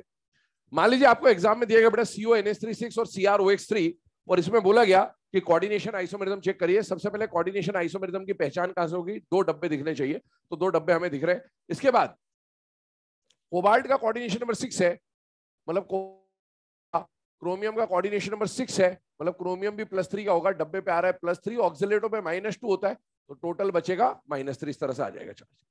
अब देखिए यहां पर फिर से कोऑर्डिनेशन नंबर को मेंटेन करते हुए लिगेंड्स को एक्सचेंज कराना, ये बात ध्यान रखिएगा। अमोनिया मोनोडेंटेट है और जबकि ऑक्सिलेटो क्या है बेटा, बाइडेंटेट, तो अगर एक ऑक्सिलेटो इधर आएगा तो 2 अमोनिया उधर भेजने पड़ेंगे, तो यहां एक के साथ 2 की शिफ्टिंग होगी, तो एक ऑक्सिलेटो इधर, फिर से एक ऑक्सिलेटो इधर, फिर से एक ऑक्सिलेटो इधर, इसी तरह से 2 अमोनिया इधर, फिर से 2 अमोनिया इधर, और फिर से 2 अमोनिया इधर, तो मतलब 4 स्टेप में ये पूरा जो कॉम्बिनेशन है वो खत्म हो जाता है। अब देखो हमने शफल भी कर दिया, 2-2 डब्बे भी दिख रहे हैं, लेकिन चार्ज आपको चेक करना है। कोबाल्ट +3 चल रहा है हर जगह, और ऑक्सिलेटो पे कितना चार्ज होता है बेटा, -2, एक ऑक्सिलेटो पे, तो +3 -2 मतलब आ जाएगा बेटा +1 -4, -1 +3 -6 -3। क्रोमियम +3 वाला है, 2 ऑक्सिलेटो पे -4 है, +3 -4 करेंगे तो -1 आ जाएगा। यहां पर +3 -2 करेंगे आप तो +1 आ जाएगा, और +3 और 0 चार्ज है तो यहां पर क्या आ जाएगा, +3। आप देखिए चारों केसेस में 2-2 डब्बे हैं, लिगैंड का शफलिंग भी किया है आपने, और साथ ही साथ चार्ज भी है डब्बों पे, और कोई रिपीट भी नहीं हो रहा, रिपीटेशन भी चेक कर लीजिए, कोई रिपीट भी नहीं हो रहा। इसका मतलब है नंबर ऑफ कोऑर्डिनेशन आइसोमर कितने बन रहे, 4। लेकिन अब इसमें क्या कहानी है, 2 मेटल है, दोनों मेटल अलग है, अगर मैंने मेटल सेम कर दिया तो क्या आइसोमर इसके आधे हो जाएंगे, यस। तो आपको आइसोमर कितने मिलेंगे, 2, क्योंकि फर्स्ट और लास्ट वाला रिपीट हो जाएगा, और सेकंड लास्ट वाला रिपीट हो जाएगा। लास्ट वाले केस पे आइए, AgNH3 ट्वाइस और AgCN2 दे रखा है, इस पे चार्ज मैंने अपनी तरफ से लगा दिया, क्योंकि हम लोग IUPAC में पहले भी पढ़ चुके, तो आपको इसके बारे में सारी कहानी पता है। 2 अमोनिया 2 साइनाइड, मोनोडेंटेट मोनोडेंटेट, एक अमोनिया इधर एक साइनाइड इधर, और फिर से एक अमोनिया इधर और एक साइनाइड इधर, ये कंडीशन बन के आती है। पे आपको हर बार दिख रहे हैं, पर इस वाले मिडिल वाले केस में डब्बों पर चार्ज नहीं आएगा, और डब्बों पे चार्ज नहीं आएगा मतलब इसको हम कोऑर्डिनेशन आइसोमर में काउंट नहीं करेंगे। और फर्स्ट और लास्ट वाले को अगर आप देखें तो फर्स्ट और लास्ट वाला जो केस है ये एक दूसरे का कॉपी है, सेम है। इसका मतलब है यहां पर नंबर ऑफ कोऑर्डिनेशन आइसोमर्स पूछे जाए तो आंसर कितना हो जाएगा, 0, 1 मत लिख देना, क्योंकि इसने आइसोमेरिज्म दिखाया ही नहीं, सेम ही तो है। आइसोमेरिज्म दिखाता तब तो आइसोमर काउंट करते, जब कुछ आइसोमेरिज्म दिखाया ही नहीं काउंट करेंगे, इसलिए कोऑर्डिनेशन आइसोमर कितना आ जाएगा, 0।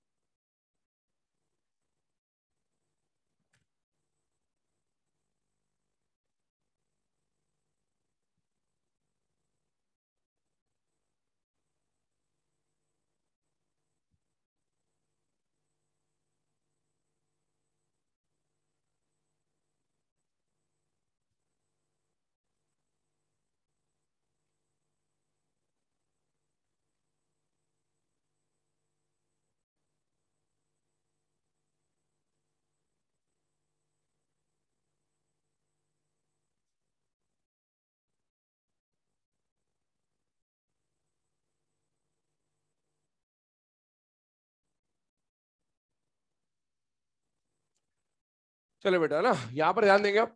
ये जो चारों केसेस अभी हम लोगों ने पढ़े कोऑर्डिनेशन आइसोमेरिज्म के, उसके बाद अब हम लोग बढ़ते हैं आगे स्टीरियो आइसोमेरिज्म की तरफ। ध्यान सुनिएगा, कल आपको बताया भी था कि कोऑर्डिनेशन मतलब जो स्ट्रक्चरल और स्टीरियो आइसोमेरिज्म है, जो दो मेन क्लासेस है। स्ट्रक्चरल आइसोमेरिज्म में एनसीईआरटी क्या लिखता है कि जहां पर जो बॉन्डिंग होगी या बॉन्ड एटम होंगे वो चेंज हो रहे होंगे। लेकिन अब स्टीरियो में वो क्या लिखता है कि बॉन्डिंग तो सेम रहेगी, लेकिन स्पेस में जो अरेंजमेंट है, स्पेशियल अरेंजमेंट जो है वो चेंज हो रहा होगा। इसमें दो तरह के आइसोमेरिज्म आपको पढ़ने होते हैं, एक तो ज्योमेट्रिकल और एक ऑप्टिकल है। ज्योमेट्रिकल और ऑप्टिकल को हम अलग अलग नहीं पढ़ेंगे, जैसे हमने इसमें स्ट्रक्चरल में चारों को 1 बाय 1 पढ़ा। इसमें हम ज्योमेट्रिकल और ऑप्टिकल को साइमल्टेनियसली पढ़ रहे होंगे। हम एक ज्योमेट्री बनाएंगे और उसी के लिए ज्योमेट्रिकल और में डिस्कशन कर देंगे। ठीक है, अब ध्यान सुनते जाना, पहले क्या कंडीशंस आ रही है। यहां तक लिख लिया सबने? भाई ये भी नहीं लिखा, जल्दी जल्दी फटाफट, 1 मिनट का समय, आधा मिनट हो गया है? नहीं, आधा मिनट हो गया, बहुत है, 30 सेकंड बहुत है इसको लिखने के लिए।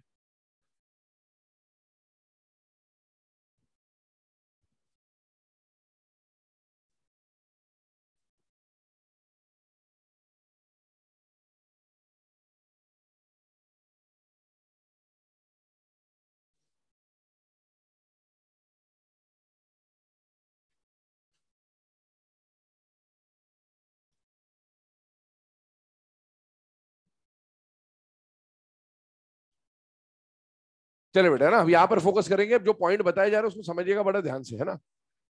सबसे पहली बात, स्टीरियो आइसोमेरिज्म, है ना। नॉर्मली कल भी मैंने आपको बोलता कि स्टूडेंट्स को जनरली स्टीरियो आइसोमेरिज्म थोड़ा टफ लगता है, लेकिन ये टफ नहीं है।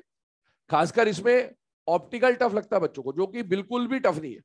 इसमें मेन जो आइसोमेरिज्म में, और वो भी दिक्कत नहीं है, वो बेसिकली उसमें टाइम लगता है, बस और कुछ भी नहीं। दिक्कत वाली सेंस नहीं है, दिक्कत है टाइम का, टाइम लगेगा थोड़ा सा। और टाइम अगर कम करना है तो एक ही चीज है, प्रैक्टिस करनी पड़ेगी। 2-3 बार आप प्रैक्टिस करेंगे, आपको खुद समझ में आ जाएगा कि कौन से केसेस बनते हैं और कौन से केसेस नहीं बनते। ऑप्टिकल में तो कुछ भी नहीं, वो तो सीधे बस ज्योमेट्रिकल का केस देख के आप बता दोगे कि ऑप्टिकल आइसोमेरिज्म दिखाएगा कि नहीं दिखाएगा। पर अभी जो बता रहा हूं उसको बहुत ध्यान समझना। आपको स्टीरियो आइसोमेरिज्म में दो तरह के आइसोमेरिज्म देखने, एक तो ज्योमेट्रिकल आइसोमेरिज्म और एक ऑप्टिकल आइसोमेरिज्म। ऑप्टिकल आइसोमेरिज्म के लिए आपको प्लेन ऑफ सिमेट्री चेक करना होता है बेटा। अगर किसी स्ट्रक्चर में कोई भी एक स्ट्रक्चर ले लीजिए, उसमें जरूरी नहीं कि एक ही प्लेन, उसमें बहुत सारे प्लेन हो सकते हैं। और उन बहुत सारे प्लेन्स में से अगर किसी एक प्लेन में भी सिमेट्री मिल गई, ऐसा नहीं कि हर प्लेन में सिमेट्री होनी चाहिए, एक मॉलिक्यूल में बहुत सारे प्लेन है, उनमें से एक भी पीओएस मिल गया, इसका मतलब है वो ऑप्टिकल आइसोमेरिज्म नहीं दिखाएगा।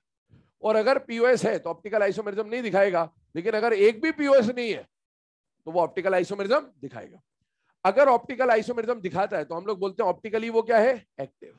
और अगर नहीं दिखाता है तो हम लोग बोलते हैं ऑप्टिकली वो क्या है, इनएक्टिव। ओआई कहीं पर भी मैं शॉर्ट में लिखूं तो आप ऑप्टिकल आइसोमेरिज्म मानेंगे, इनएक्टिव मत मान लेना कि ऑप्टिकली इनएक्टिव। इनएक्टिव और एक्टिव को पूरा लिखूंगा मैं, हमेशा ध्यान रखिएगा। आगे बढ़ते हैं, ऑप्टिकल आइसोमेरिज्म की बात हो गई, कैसे क्या चेक करना वो देखेंगे जब हम स्ट्रक्चर बनाएंगे 1 बाय 1। अब आते हैं ज्योमेट्रिकल आइसोमेरिज्म। कोई स्ट्रक्चर ज्योमेट्रिकल आइसोमेरिज्म दिखा रहा है या नहीं दिखा रहा है, ये कैसे डिफाइन होगा? जैसे इसके लिए तो पीओएस देख लेते हैं, इसके लिए क्या देखेंगे, जीआई के लिए कैसे? अरेंजमेंट, अरेंजमेंट तो सेम रहेगा। क्या देख, सिस ट्रांस, ये तो टाइप हो गया, सिस ट्रांस नहीं। क्या देखना होता, सिस और ट्रांस भी तो पता करोगे ना कुछ देख के, क्या देखना होता वही तो है।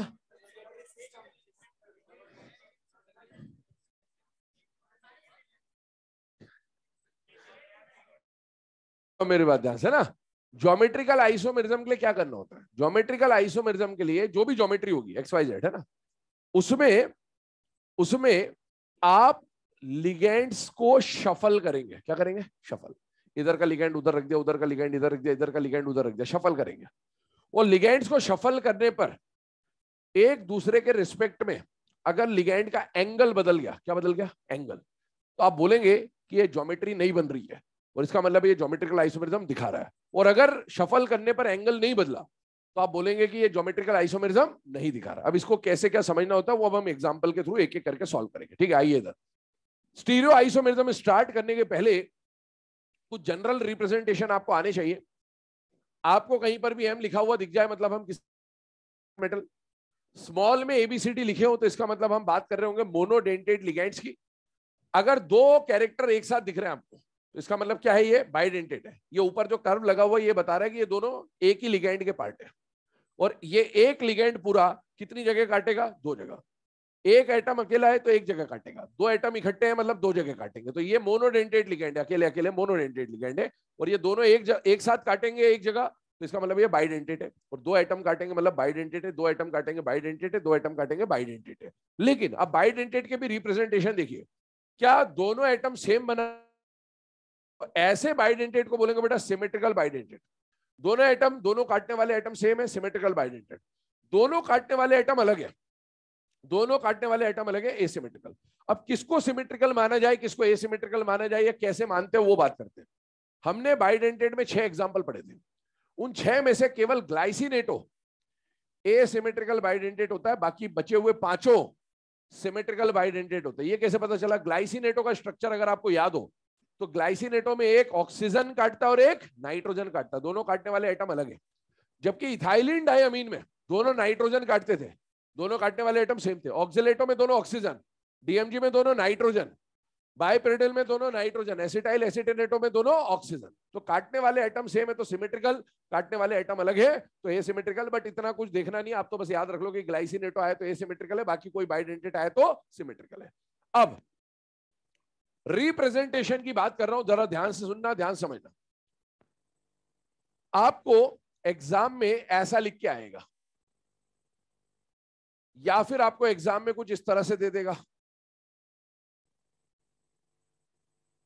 अब ऐसे एग्जाम्पल क्या है कि बहुत सारे हो सकते हैं नेचर में ना, तो एग्जाम्पल के ऊपर नहीं जाएंगे हम लोग जनरल रिप्रेजेंटेशन से सॉल्व करेंगे, क्योंकि ऐसे एक एक एग्जाम्पल पढ़ने जाएंगे तो 2-4 साल में तो यही पढ़ते रहेंगे हम लोग, ठीक है। और इसीलिए हम लोग जनरल रिप्रेजेंटेशन की बात करते हैं। NiCO4 लिखा, इसको वो MABCD में कैसे क्या लिखना होता है वो समझना है आपको, और वही काम आएगा आपके। क्या यहां पर एक मेटल दिख रहा है बेटा? यस। इसको जब हम रिप्रेजेंट कर रहे होंगे तो हम ऐसा रिप्रेजेंट कर रहे होंगे, एक मेटल है, एक मेटल है, एक मेटल है, एक मेटल। मेटल कोई भी हो सकता है ना, ये एक मेटल आ गया। अब देखिए यहां पर लिगेंड के ऊपर फोकस करिए। लिगेंड कैसा है, मोनोडेंटेड है या बाइडेंटेड है? मोनो। और होमोलेप्टिक है या हेटेरोलेप्टिक है? होमो। सारे सेम है और सारे मोनोडेंटेड से। मोनोडेंटेड को किससे लिखेंगे? स्मॉल ए या स्मॉल बी या स्मॉल सी या स्मॉल डी। मैंने लिख दिया स्मॉल ए से। और कितने हैं? 4। अब ये वही वाली बात है रिप्रेजेंटेशन वाली। मैंने स्मॉल ए मान लिया, एक्स एक्स डैश। आपको ये लिख के दे दो तो इसका कोई मतलब थोड़ी है। आप कैसे भी रिप्रेजेंट कर दो, मैंने स्मॉल एबीसीडी माना है, आप कैपिटल एबीसीडी मान लो, वो तो आप पे डिपेंड करता है आप क्या रिप्रेजेंट करना चाहते हो। तो रिप्रेजेंटेशन का कोई लॉजिक नहीं होता है ना। मोस्ट ऑफ दी जगह आपको स्मॉल एबीसीडी मिलेगा तो हम स्मॉल एबीसीडी लिखते रहे, कैपिटल ए भी दे दिया तो समझ जाएगा अकेला आइटम दिया है, इसके बदले ऐसा भी दे दे, अकेला आइटम दिया है मतलब एक जगह काटेगा, और दो आइटम इकट्ठे दिए हैं मतलब दो जगह काटेगा। वो छोटा ए बना दे चाहे बड़ा ए बना दे, काटेगा एक ही जगह क्योंकि अकेला आइटम है। ये समझ में आना चाहिए। कुछ भी हो सकता है बेटा, ठीक है, पर हम लोग जो यूज करेंगे हम उस, इसको हमने लिखा MA4। अब आप इसको MB4 लिख दो, क्या दिक्कत है? चारों मोनोडेंटेड कैसे हैं? सेम ही तो है। आप MC4 लिख दे, MD4 लिख दे, वो आपके ऊपर डिपेंड करता है। बट ABCD में पहले ये आता है तो हम लोग MA4 लिख देते हैं। आइए PTNH3 एक मेटल है, ये कैसा लिगेंड है? मोनो या बाय? मोनो। और ये भी कैसा है? मोनो। दोनों मोनो अलग अलग है, एक A और एक B लिख दिया। और ये कितने हैं? 3। और ये कितना है? 1। तो MA3B1 इसका रिप्रेजेंटेशन बनेगा। ये आ गया तो क्या लिख देंगे? MA2B2। अच्छा ये DMG कैसा है? मोनो है या बाय है? अब बाइडेंटेड दो तरह के होते हैं, सिमेट्रिकल और एसिमेट्रिकल। ग्लाइसिनेटो कैसा होता है? एसिमेट्रिकल। एसिमेट्रिकल को एक ब्रैकेट में ये इकट्ठे लिखे, मतलब ये एक ही लिगेंड है और कितने आ रहे हैं? 2। और इसको क्या लिखेंगे? AA। सिमेट्रिकल है ये, और इसके साथ भी आएगा 2। तो ये रिप्रेजेंटेशन है। अब ये MA4 के तो दुनिया में बहुत सारे रिप्रेजेंटेशन हो सकते हैं। NiCl4 दे देता आपको, ये भी तो MA4 ही तो है। NiCN4 दे दिया जाता आपको, ये भी तो MA4 है।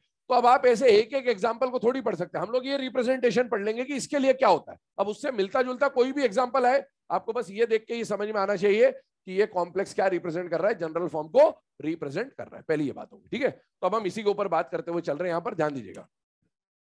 रिप्रेजेंटेशन समझने के बाद अब इसके ऊपर आते हैं, देखें ध्यान से और समझिएगा ध्यान से। सिंपल सा टॉपिक है, फिर से बोल रहा हूं, दिमाग खुला रखिएगा और बहुत इत्मीनान से आपने ये सोच लिया कि मुझे नहीं आएगा तो आपको यकीन मानिए बिल्कुल भी नहीं आएगा।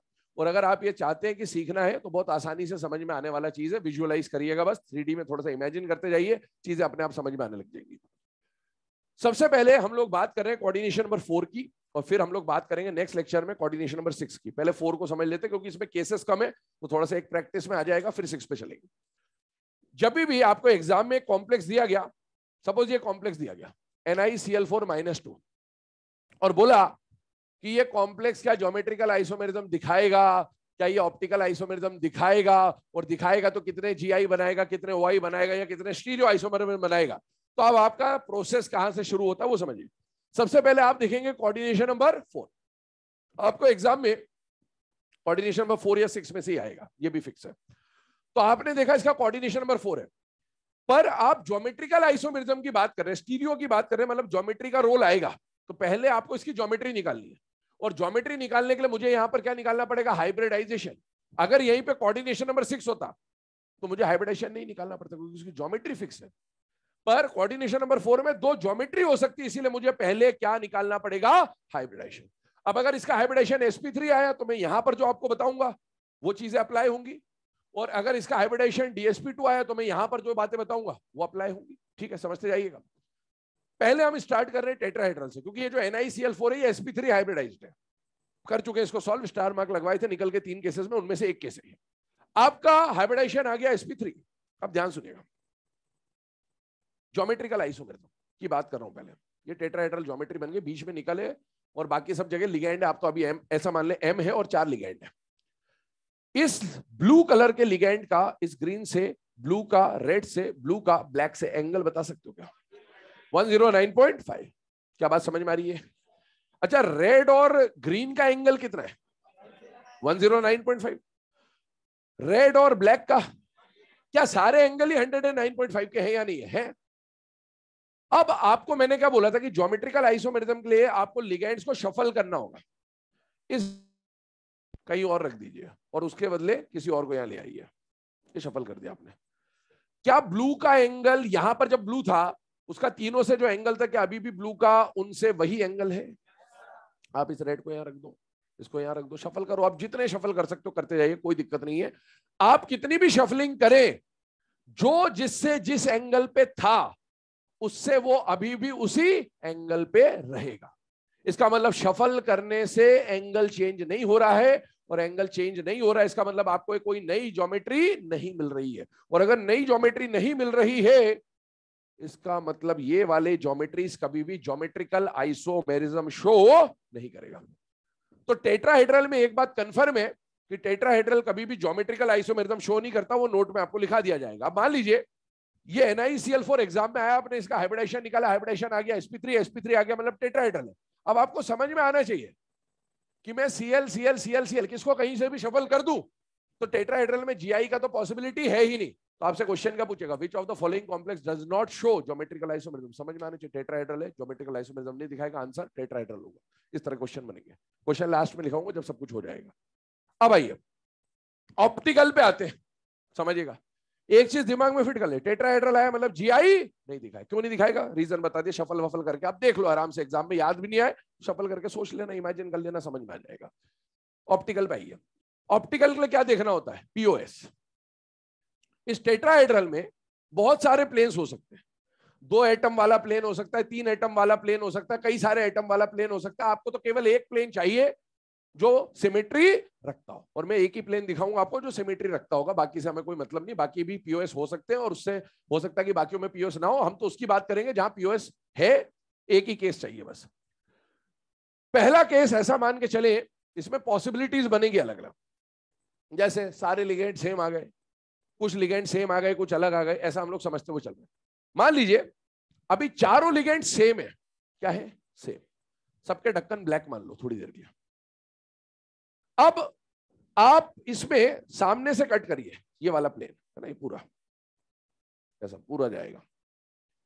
ये जो लिगेंड है ब्लैक कलर का है, ब्लैक कलर का है, ब्लैक कलर का, ब्लैक कलर का, बॉल अज्यूम करें, स्फीयर अज्यूम करना है हमेशा, sphere sphere sphere sphere, 4 ball ऐसे लगी हुई है। जब आप ऐसे काटेंगे, चारों लिगेंड सेम है, तो ये ब्लैक और ये ब्लैक एक दूसरे का मिरर इमेज है या नहीं है? जब आप इसको काटेंगे ऐसे, तो क्या ये बॉल आधा आधा कट जाएगा बेटा? तो बॉल जब आधा कटा तो इधर का आधा और इधर का आधा एक दूसरे का मिरर इमेज। सेंट्रल मेटल भी बॉल एक तरह का, वो भी 2 हिस्सों में कट गया, ऐसे काटा है आपने इस तरह से, सामने से लेके आ रहे हैं, काट रहे हैं इसको पूरे। तो बॉल जो सेंट्रल मेटल वाली वो भी आधा आधा कट गया, और ये वाला जो बॉल है ये भी आधा आधा कट गया। इसका मतलब क्या हुआ? ये इसका मिरर इमेज, सेंट्रल एटम खुद का मिरर इमेज, और ये ग्रीन वाला जो अभी दिखाया गया ये भी ब्लैक है एक तरह से, इसको भी एक दूसरे का मिरर इमेज बना दिया। और ये इसका मिरर इमेज, ये इसका मिरर इमेज, ये इसका मिरर इमेज, आधा पार्ट करिए, क्या ये और ये भी एक दूसरे का मिरर इमेज है या नहीं है? इसका मतलब यहां पर प्लेन मिल गया, और एक प्लेन मिल गया मतलब ये ऑप्टिकल आइसोमेरिज्म शो नहीं करेगा। सुनते जाएगा ध्यान से, टेट्राहेड्रल ऑप्टिकल आइसोमेरिज्म शो नहीं कर रहा। अभी तो एक केस बताया, अभी और भी केस देखेंगे ज्योमेट्रिकल, क्योंकि आप लिगेंड कुछ भी कर दो, लेकिन हाँ ओआई में केसेस चेक कर रहे हैं।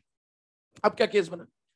अब ऐसा केस भी हो सकता है, अभी चारों सेम माने थे, अब ऐसा हो सकता है कि 3 ही सेम हो, या ऐसा केस हो सकता है कि 2 सेम हो, और ऐसा भी केस आएगा कि सब अलग हो जाए। तो अगर मैं मान लूं कि 3 एटम सेम है और एक अलग है, तो देखो 1, 2 और 3 इनको सेम मान लो और इसको अलग मान लो, ग्रीन वाले को अलग मान लो, जो ऊपर है वो अलग है, बाकी तीनों सेम है। फिर से आप ऐसे ही काटेंगे उसको जो अलग होगा। ये बात ध्यान रखना, किसको काटना है?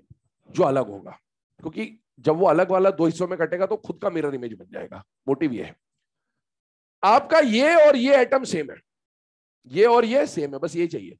बाकी ये और ये सेम हो या अलग हो कोई फर्क नहीं पड़ता, क्योंकि ये खुद का मिरर इमेज बन जाएगा, ये खुद का मिरर इमेज बन जाएगा, और ये खुद का मिरर इमेज बन जाएगा।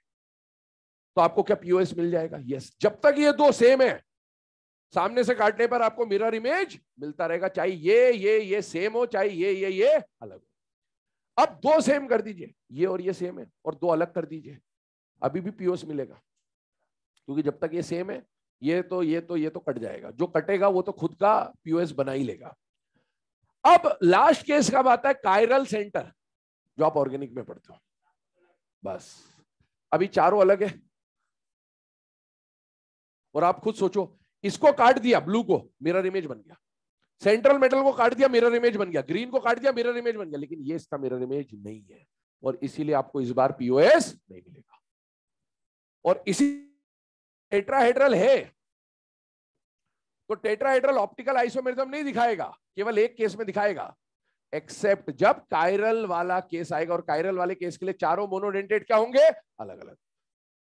तो आपको ये देख के समझ में आना चाहिए कि टेट्राहेड्रल ना तो जीआई दिखाता है ना ओआई दिखाता है, और ओआई भी कब दिखाएगा? केवल एक ही केस में दिखाएगा, और वो यहां पर जैसे मान लीजिए मैंने आपको क्वेश्चन दिया था NiCl4 और आपसे पूछा, तो आपने पहले इसका हाइब्रिडेशन निकाला, हाइब्रिडेशन क्या गया? sp3। जीआई के बारे में पूछा तो जीआई तो ये कभी दिखाएगा ही नहीं, टेट्राहेड्रल कभी भी ज्योमेट्रिकल आइसोमेरिज्म नहीं दिखाएगा, क्योंकि एंगल हमेशा 109.5 ही होगा, आप कितना भी शफल कर लो कुछ भी चेंज नहीं होगा। ओआई की बात करें तो ये ओआई नहीं दिखा रहा, क्यों? क्योंकि ये Ma4 है, 4 सेम है। अगर मैं बोलूं कि इसमें मैंने कर दिया और Cl2, अभी भी हाइब्रिडाइजेशन sp3 मान के चलिए, क्या ये जीआई दिखाएगा? क्या नहीं, जीआई तो दिखाएगा ही नहीं, क्योंकि एंगल सेम होगा, शफल कितना भी कर लो आप। लेकिन क्या ये ओआई लेकिन अगर इसी के बदले मैंने ऐसा कर दिया तो जीआई तो अभी भी नहीं दिखाएगा, लेकिन क्या अब ये ओआई दिखा सकता है? तो इसमें आपको कुछ सॉल्व थोड़ी करना, आपको तो बस हाइब्रिडाइजेशन निकाला, हाइब्रिडाइजेशन अगर sp3 आ गया तो जीआई तो कभी भी नहीं दिखाएगा, और ओआई तो आपको यही देख के पता चल जाएगा ना कि चारों लिगेंड अलग है या नहीं। अब ये भी नहीं देख पाओगे तो फिर तो क्या ही देख पाएंगे बेटा, है ना। तो इसीलिए टेट्राहेड्रल पे जनरली आपको एग्जाम में क्वेश्चन नहीं पूछता, क्योंकि इसमें जीआई भी नहीं होता, ओआई भी नहीं होता। बट हाँ, इसको माइंड में रखें हमेशा कि कोऑर्डिनेशन नंबर 4 आएगा तो पहले हाइब्रिडाइजेशन निकालना है, डायरेक्ट वहां मत पूछ जाना, क्योंकि पहले इसको भी चेक करना है। अगर ये दे दिया तो जीआई नहीं दिखाएगा जब कायरल सेंटर बन रहा होगा। ठीक, अब आइए यहां पर, अगर स्क्वायर प्लेनर आ गया, बाई चांस हाइब्रिडाइजेशन DsP2 आ गया, स्क्वायर प्लेनर आ गया, तो मेनली क्वेश्चन इसके बारे में ही बनते हैं, और इसीलिए हम पढ़ जो रहे हैं, ये केसेस में लिखा रहा हूं, ये केसेस टेट्राहेड्रल के लिए नहीं लिखा रहा हूं, ये किसके लिए बात कर रहे हैं? Square plane. हम वही पढ़ेंगे क्योंकि इसके लिए तो ना जीआई आएगा, कोई भी केस आए, ना ओआई आएगा, और भी वाला केस होगा, तो वो तो आपको पता ही है, इसलिए उसमें सब जगह 0 0 0 ही बनेगा, इसलिए हम उसको डिस्कस नहीं कर रहे हैं। अब देखो स्क्वायर प्लेनर पे आइए, इत्मीनान समझते जाइए, बहुत सिंपल सा टॉपिक है, बस आपको थोड़ा सा एक बार विजुअलाइज हो जाएगा तो अपने आप समझ में आ जाती बातें। ये स्क्वायर प्लेनर है बेटा, और इस पे हमने एक ऐसा स्क्वायर टाइप का ये बना दिया, स्क्वायर प्लेन, एक कॉपी मान लीजिए इस तरह से प्लेन पे। अब आप देखो, हम लोग बात कर रहे हैं ज्योमेट्रिकल आइसोमेरिज्म की। अभी आप बताइए, चारों लिगेंड मान लो सेम है, ब्लैक ब्लैक ब्लैक ब्लैक, इस लिगेंड को इससे बदला, ब्लैक को ब्लैक से बदला, क्या एंगल में कोई चेंज आएगा? नहीं। लेकिन अभी चारों लिगेंड क्या है? अलग अलग। अब मान लीजिए अलग अलग अलग कलर दिख रहा है आपको। अभी आप बताओ, ब्लैक का रेड से एंगल कितना? शफल करना है, ये शफल किया मैंने, क्या ब्लैक का रेड से एंगल बदला? क्या 90 है। इसका मतलब अभी एंगल चेंज करने पर, शफल करने पर एंगल चेंज नहीं हुआ, मतलब एक नई ज्योमेट्री नहीं मिली।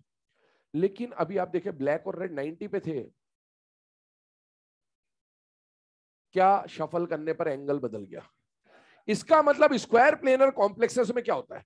स्क्वायर प्लेनर कॉम्प्लेक्सेस में कई बार शफल करने पर एंगल, तो पहले बताया, लेकिन कई बार शफल करने पर एंगल बदल भी सकता है। तो इसमें दोनों पॉसिबिलिटीज आएंगी। ये ज्योमेट्रिकल आइसोमेरिज्म दिखा भी सकता है और नहीं भी दिखा सकता, बट ये दिखा सकता है इसलिए हमने टिक कर दिया। ये तो कभी भी नहीं दिखाएगा, ये कभी कभार दिखा सकता है। इसके 11 केस पढ़ेंगे, उनमें से 5 बार ये दिखाएगा, 5 बार नहीं दिखाएगा, ऐसा केस बनेगा, तो ये दिखा सकता है। आइए अगले केस पे आए, ऑप्टिकल आइसोमेरिज्म। क्या ये ज्योमेट्री प्लेनर है या नॉन प्लेनर है? बेटा प्लेनर, और प्लेनर ज्योमेट्री में तो हमेशा पीओएस होता ही है, समझ में आता होगा इतनी बात। आप ये चारों लिगेंड कुछ भी मान लो, सेम मान लो, डिफरेंट मान लो, अभी डिफरेंट मान रखे मैंने, आप देखो, आपको तो ऐसे ही काटना है, सैंडविच प्लेन बोल दे, स्लाइस प्लेन बोल दे, मॉलिकुलर प्लेन बोल दे, आपने जो सुन रखा है अभी तक वो मान के चले। ये बॉल जब ऐसे काटोगे तो 2 ब्लू, 2 ब्लैक, 2 रेड और 2 ग्रीन, ऊपर वाला आधा 4 और नीचे वाला आधा 4, एक दूसरे का क्या बन रहा है बेटा? Mirror image. और इसका मतलब ये पीओएस नहीं दिखाया, पीओएस है, और पीओएस है तो ऑप्टिकल आइसोमेरिज्म नहीं दिखाएगा। तो एक बात कंफर्म है कि टेट्राहेड्रल कभी जीआई नहीं दिखाएगा और स्क्वायर प्लेनर कभी ओआई नहीं दिखाएगा। ये ओआई यूजुअली नहीं दिखाएगा, एक केस को छोड़कर दिखा सकता है, इस तरह की बातें आ रही है। अब पहले तो इसको छाप लो, नोट में पॉइंट लिखाता हूं, फिर आगे बढ़ते हैं। स्क्वायर प्लेनर तो हमें इंडिविजुअली डिस्कस करते हुए चलना ही है।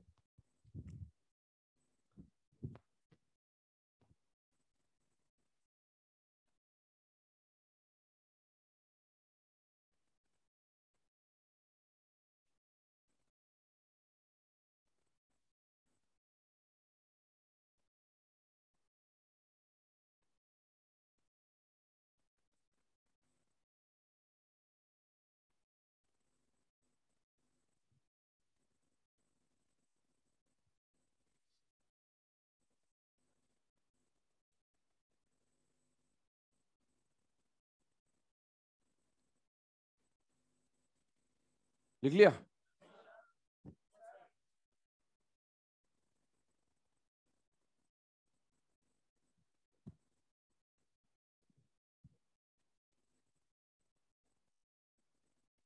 चलिए, नोट वाला जो स्टेटमेंट है बोल दे रहा हूं, है ना, ये डायग्राम यहां बना हुआ है, बनाते रहना आराम से। नोट में फर्स्ट पॉइंट लिखिएगा, इन tetrahedral complexes, in tetrahedral complexes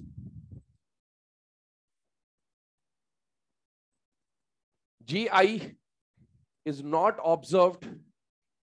In tetrahedral complexes, GI is not observed because all monodentate ligands, are always at equal angles.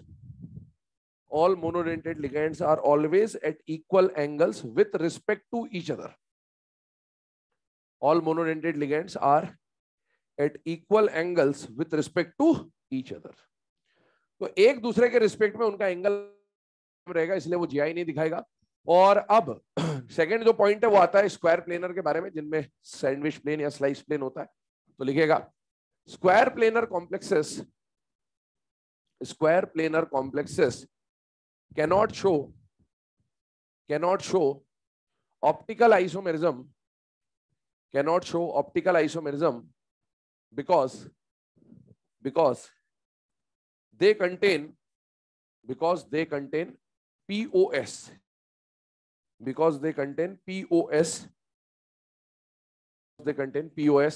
है ना। ब्रैकेट में अब आपने जो सैंडविच प्लेन सुन रखा हो, स्लाइस प्लेन सुन रखा हो, मॉलिकुलर प्लेन आप साइड में चले।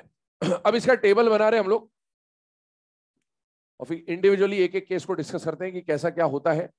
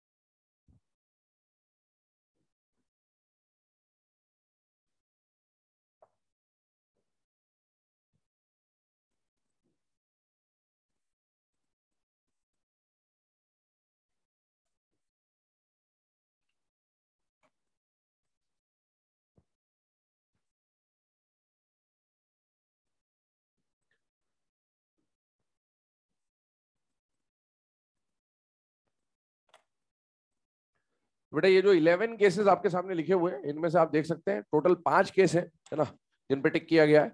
ये केवल ज्योमेट्रिकल आइसोमेरिज्म दिखाएंगे, ऑप्टिकल तो इनमें से कोई भी नहीं दिखाएगा, क्योंकि सारे के सारे हम क्या अज्यूम करके चल रहे हैं बेटा, स्क्वायर प्लेनर। अब देखिए सॉल्व कैसे करना होता है उसके ऊपर बात कर रहे हैं। यहां पर स्क्वायर प्लेनर में आप GI बनाना सीखेंगे और इसी को हम अप्लाई करेंगे ऑक्टाहेड्रल में। और यहां पर क्योंकि OI नहीं दिख रहा है आपको, क्योंकि यहाँ OI होता ही नहीं है, और ऑक्टाहेड्रल में आप ये GI यहां पर सीख के ऑक्टाहेड्रल में अप्लाई करेंगे, और ऑक्टाहेड्रल में एक नई चीज आप सीखेंगे, वो होगा ऑप्टिकल आइसोमेरिज्म कैसे देखना होता है। ठीक है, सुनिए ध्यान से। सबसे पहला पॉइंट क्या आ रहा है, MA4 की बात कर रहे हैं आप। देखिए कॉम्प्लेक्स आपके सामने लिखा हुआ है NiCN4-2, और इस कॉम्प्लेक्स को अप्लाई कैसे करना होता है या GI कैसे अप्लाई करना होता है उसके बारे में थोड़ी सी बात कर रहा हूं, ध्यान सुनना। सपोज आपने किसी कॉम्प्लेक्स का हाइब्रिडाइजेशन निकाला और वो स्क्वायर प्लेनर निकल के आ गया, तो स्क्वायर प्लेनर में एक बात बताइए, क्या डायग्राम इस तरह से बनाते या नहीं बनाते बेटा? बनाते। और स्क्वायर प्लेनर का डायग्राम ऐसा बनता तो उसमें एक बात बताइए, डायगोनल कितने होते हैं बेटा? 2, एक ये डायगोनल और एक ये डायगोनल। जितने डायगोनल्स होंगे उतने ही क्या बनेंगे बेटा, ब्रैकेट्स। इसी तरह से जब हम नेक्स्ट लेक्चर में ऑक्टाहेड्रल की बात करेंगे तो ऑक्टाहेड्रल डायग्राम ऐसा होता है, और इसमें आप देखिए कितने डायगोनल्स होते हैं, 1 2 और 3, और 3 डायगोनल्स हैं, मतलब कितने ब्रैकेट्स बनाओगे, 3। दूसरी बात, जितने ब्रैकेट्स बन रहे हैं, ध्यान सुनना, इस डायगोनल पे कोई ना कोई लिगैंड होगा, जैसे ए होगा या बी और सी होगा, तो जो डायगोनली ऑपोजिट लिगैंड्स हैं उनको आप एक ब्रैकेट में लिखोगे। अगर किसी ब्रैकेट में ए और ए लिखा है, इसका मतलब है कि ये दोनों लिगैंड कहां है, डायगोनली ऑपोजिट है। अब मैं इसको, जैसे यहां बी और सी है, एक दूसरे से क्या है बेटा, डायगोनली ऑपोजिट, तो अगर किसी ब्रैकेट में बी और सी लिख दिया, इसका मतलब है ये दोनों एक दूसरे से कितने एंगल पे बेटा, 180 डिग्री। अब मैं इसको बी या सी लिखूं या सी और बी लिखूं, बात एक ही है, 180 पे है, 180 पे है, इसका ये अलग नहीं हुआ, ये सेम ही है, ठीक है। आगे बढ़ते हैं। आपको अब आगे जो सीखना है वो है शफल करना। क्या सीखना है बेटा, शफल करना। शफल करना मैं यहां से बता रहा हूं, MABCD से पहले आपको अलग से, आप MABCD और आपने इसका हाइब्रिडेशन वगैरह निकाल लिया, हाइब्रिडेशन के आगे बेटा DSP2 आ गया, स्क्वायर प्लेनर निकल गया। अब आगे की बात सुने, स्क्वायर प्लेनर निकला तो कितने डायगोनल होते हैं बेटा, 2, तो आप 2 ब्रैकेट बना दिया आपने, और ये जो लिगेंड्स है ABCD इनको लाइन से बिछा दो, ABCD लाइन से बिछा दिया आपने।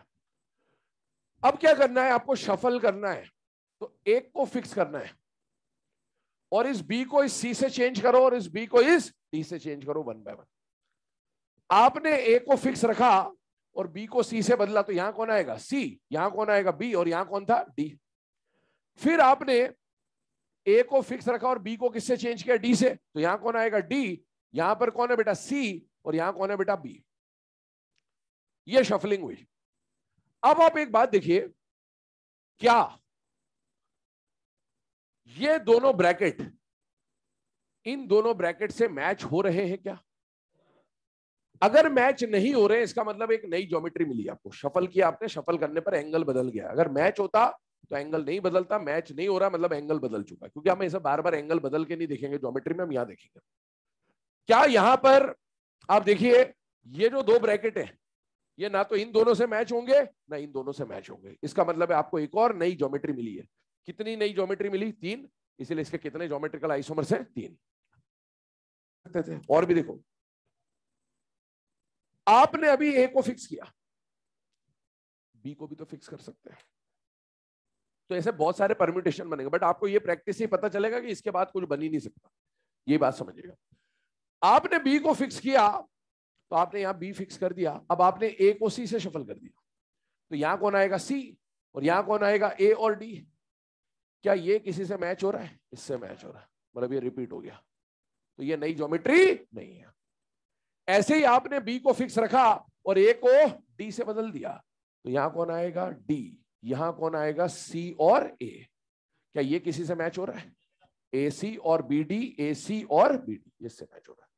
तो आपको ये समझ में आना चाहिए कि अब आप कितनी भी शफलिंग कर लो, कोई ना कोई रिपीट हो जाएगा। तो केवल 3 ही ज्योमेट्रीज पॉसिबल है, यही प्रैक्टिस वाला काम है यहाँ पर, और ये आपने सीख लिया। तो अब इसमें तो खैर OI चेक करना भी नहीं है, जब ऑक्टाहेड्रल में जाओगे तो बस ये देखकर आप बता दोगे कि OI होगा या नहीं होगा, ये बनाना आना चाहिए बस आपको, यही मेहनत का काम है इसमें, ठीक है। आइए स्टार्ट करते हैं 1 बाय 1, है ना। 5 केसेस जो शुरू किए उनके ऊपर बात कर रहा हूं। MA4, आपको सपोज ये कॉम्प्लेक्स आया NiCN4, आपने इसका हाइब्रिडेशन निकाल लिया, DSP2 आ गया, और अब आपने MA4 बनाया। स्क्वायर प्लेनर में कितने डायगोनल है बेटा, 2 ब्रैकेट बनाए, A4 को लाइन से बिछा दो, A1 A2 A3 A4। अब क्या करना है, इस A को फिक्स करो और इस A को इससे शफल करो। क्या कोई चेंज आएगा क्या, नहीं। 2 ब्रैकेट में एक में AA ही रहेगा, एक में AA ही रहेगा, आप कुछ भी कर लो, इसका मतलब कोई नई ज्योमेट्री नहीं मिलेगी। नहीं मिलेगी तो ज्योमेट्रिकल आइसोमेरिज्म दिखाएगा नहीं, और ऑप्टिकल ये दिखाते नहीं है। A और A डायगोनली ऑपोजिट, A और A डायगोनली ऑपोजिट। आइए अगले वाले केस पे। आपको एग्जाम में सोचिए, इमेजिन करिए, यहां पर दोनों सफल लिगेंड है, निकल +2 है, और निकल +2 मतलब D8 है, और D8 में अगर सफल है तो 1 2 3 4 5 6 7 8, एक डब्बा D का खाली है, तो DSP2 हाइब्रिडेशन है, और इसका मतलब ये स्क्वायर प्लेनर है। और स्क्वायर प्लेनर में टाइप देखें तो MA3B टाइप का कॉम्प्लेक्स बन रही है। MA3B टाइप का कॉम्प्लेक्स बन रहा है तो लाइन से बिछा दो A1 A2 A3B, ये बना दिया। अब आप कितना भी शफल करो, आप इमेजिन करिए जरा, क्या दो ब्रैकेट में से एक ब्रैकेट में AA और एक में AB ही आएगा? क्योंकि 3 A है, कहां जाएगा भाई? तो एक ब्रैकेट में A ही आएगा, दूसरे में AB ही आएगा। आप इसको इधर लिख दो, इसको इधर लिख दो, बात वही है फिर भी। तो आप देखें कि यहां पर कुछ भी शफल करने पर फायदा नहीं होने वाला। आप करा करा के देखिएगा, हमेशा कॉम्बिनेशन ऐसे ही बनेगा, दो ब्रैकेट में से एक में AA और एक में AB। इसका मतलब ये ज्योमेट्रिकल आइसोमेरिज्म नहीं दिखाएगा, ऑप्टिकल ये दिखाते नहीं क्योंकि स्क्वायर प्लेनर है। आइए MA2B2 PTNH3 ट्वाइस और Cl2। अब ध्यान सुनना, क्या यहां पर अमोनिया सफल है या विफल है? बेटा सफल। और Cl क्या है? विफल। अब आप बताओ, दो और दो। सर आपने तो बोला था कि दो सफल बराबर बराबर वाला आशा है, आधे सफल आधे विफल। तो आप तो बता ही नहीं, आप ही नहीं बता सकते थे, हमारी तो बात छोड़ो। क्या यहाँ नहीं बता सकते? क्या बता सकते हैं? क्यों बता सकते हैं? 4D 5D के साथ तो हर लिगेंड सफल, ये सब सफल है बेटा, सॉल्व होगा ये। और सॉल्व होगा तो D8 के साथ सॉल्व होगा, ये स्क्वायर प्लेनर आएगा। अब स्क्वायर प्लेनर आया, देखो ध्यान से, A2B2 है, लाइन से बिछाइए, क्या बिछेगा? A2 हो गया, B2 हो गया। क्या आपको खुद इमेजिन हो रहा है कुछ शफल हो सकता है यहां पर? बस लॉजिकल बात है बेटा, है ना, थोड़ा सा प्रैक्टिस करने का है। क्या मैं एक A को फिक्स करके इस A को B से बदल दूं तो ये AB और ये AB हो जाएगा? अब आप इसके बाद कुछ भी कर लो, या तो ये वाला केस रिपीट होगा या ये वाला केस रिपीट होगा, इसके अलावा कुछ बन नहीं सकता। इसके ज्योमेट्रिकल आइसोमेरिज्म 0। अब आप देखो, इसमें A डायगोनली ऑपोजिट है और B डायगोनली ऑपोजिट है। यहाँ सेकंड वाले डायग्राम में AB डायगोनली ऑपोजिट है और यहां पर भी AB डायगोनली ऑपोजिट है। अब आपसे पूछता है सिस और ट्रांस, दो सेम लिगेंड ऑपोजिट है या नहीं है? इस वाले केस को देखो तो ये क्या है? ट्रांस 180 डिग्री पे। और यहां दो सेम लिगेंड कहां पर है बेटा? पास पास। या ऐसे दिखेगी दो सेम लिगेंड कैसे है बेटा? पास पास। तो इसको क्या बोलेंगे बेटा? सिस। ये जो कंपाउंड है इसको बोलते हैं प्लेटिन। सिस प्लेटिन वाली कहानी की बात कर रहे हैं। तो आप देखो, जब इसका हम लोग डायग्राम बनाते एग्जाम्पल का, तो पीटी के साथ NH3 और Cl बोलते ट्रांस प्लेटिन। और अगर प्लेटिनम के साथ NH3 Cl सिस पोजीशन पे आ जाए तो इसको बोलते हैं सिस प्लेटिन। एंड आई होप यूज सबको पता होगा, used in treatment of cancer, anti cancer drug भी बोलते हैं, used in treatment of cancer. कई बार एग्जाम में आ चुका है कि सिस प्लेटिन में कौन कौन से लिगैंड होते हैं, कौन सा सेंट्रल मेटल होता है, फॉर्मूला क्या होता है, क्या नहीं होता है, इस तरह की बात आती है। ठीक है, तो यहां तक अभी 3 केस आपको बताएगा, बस इनको लिख ले, बाकी मैं छोड़ दे रहा हूं इसीलिए ताकि जब वापस से स्टार्ट करें तो एक बार रिवीजन हो जाएगा आप लोगों का कि भाई किस तरह से सॉल्व करना होता है। ठीक है, बाकी जो रिमेनिंग केसेस है नेक्स्ट लेक्चर में डिस्कस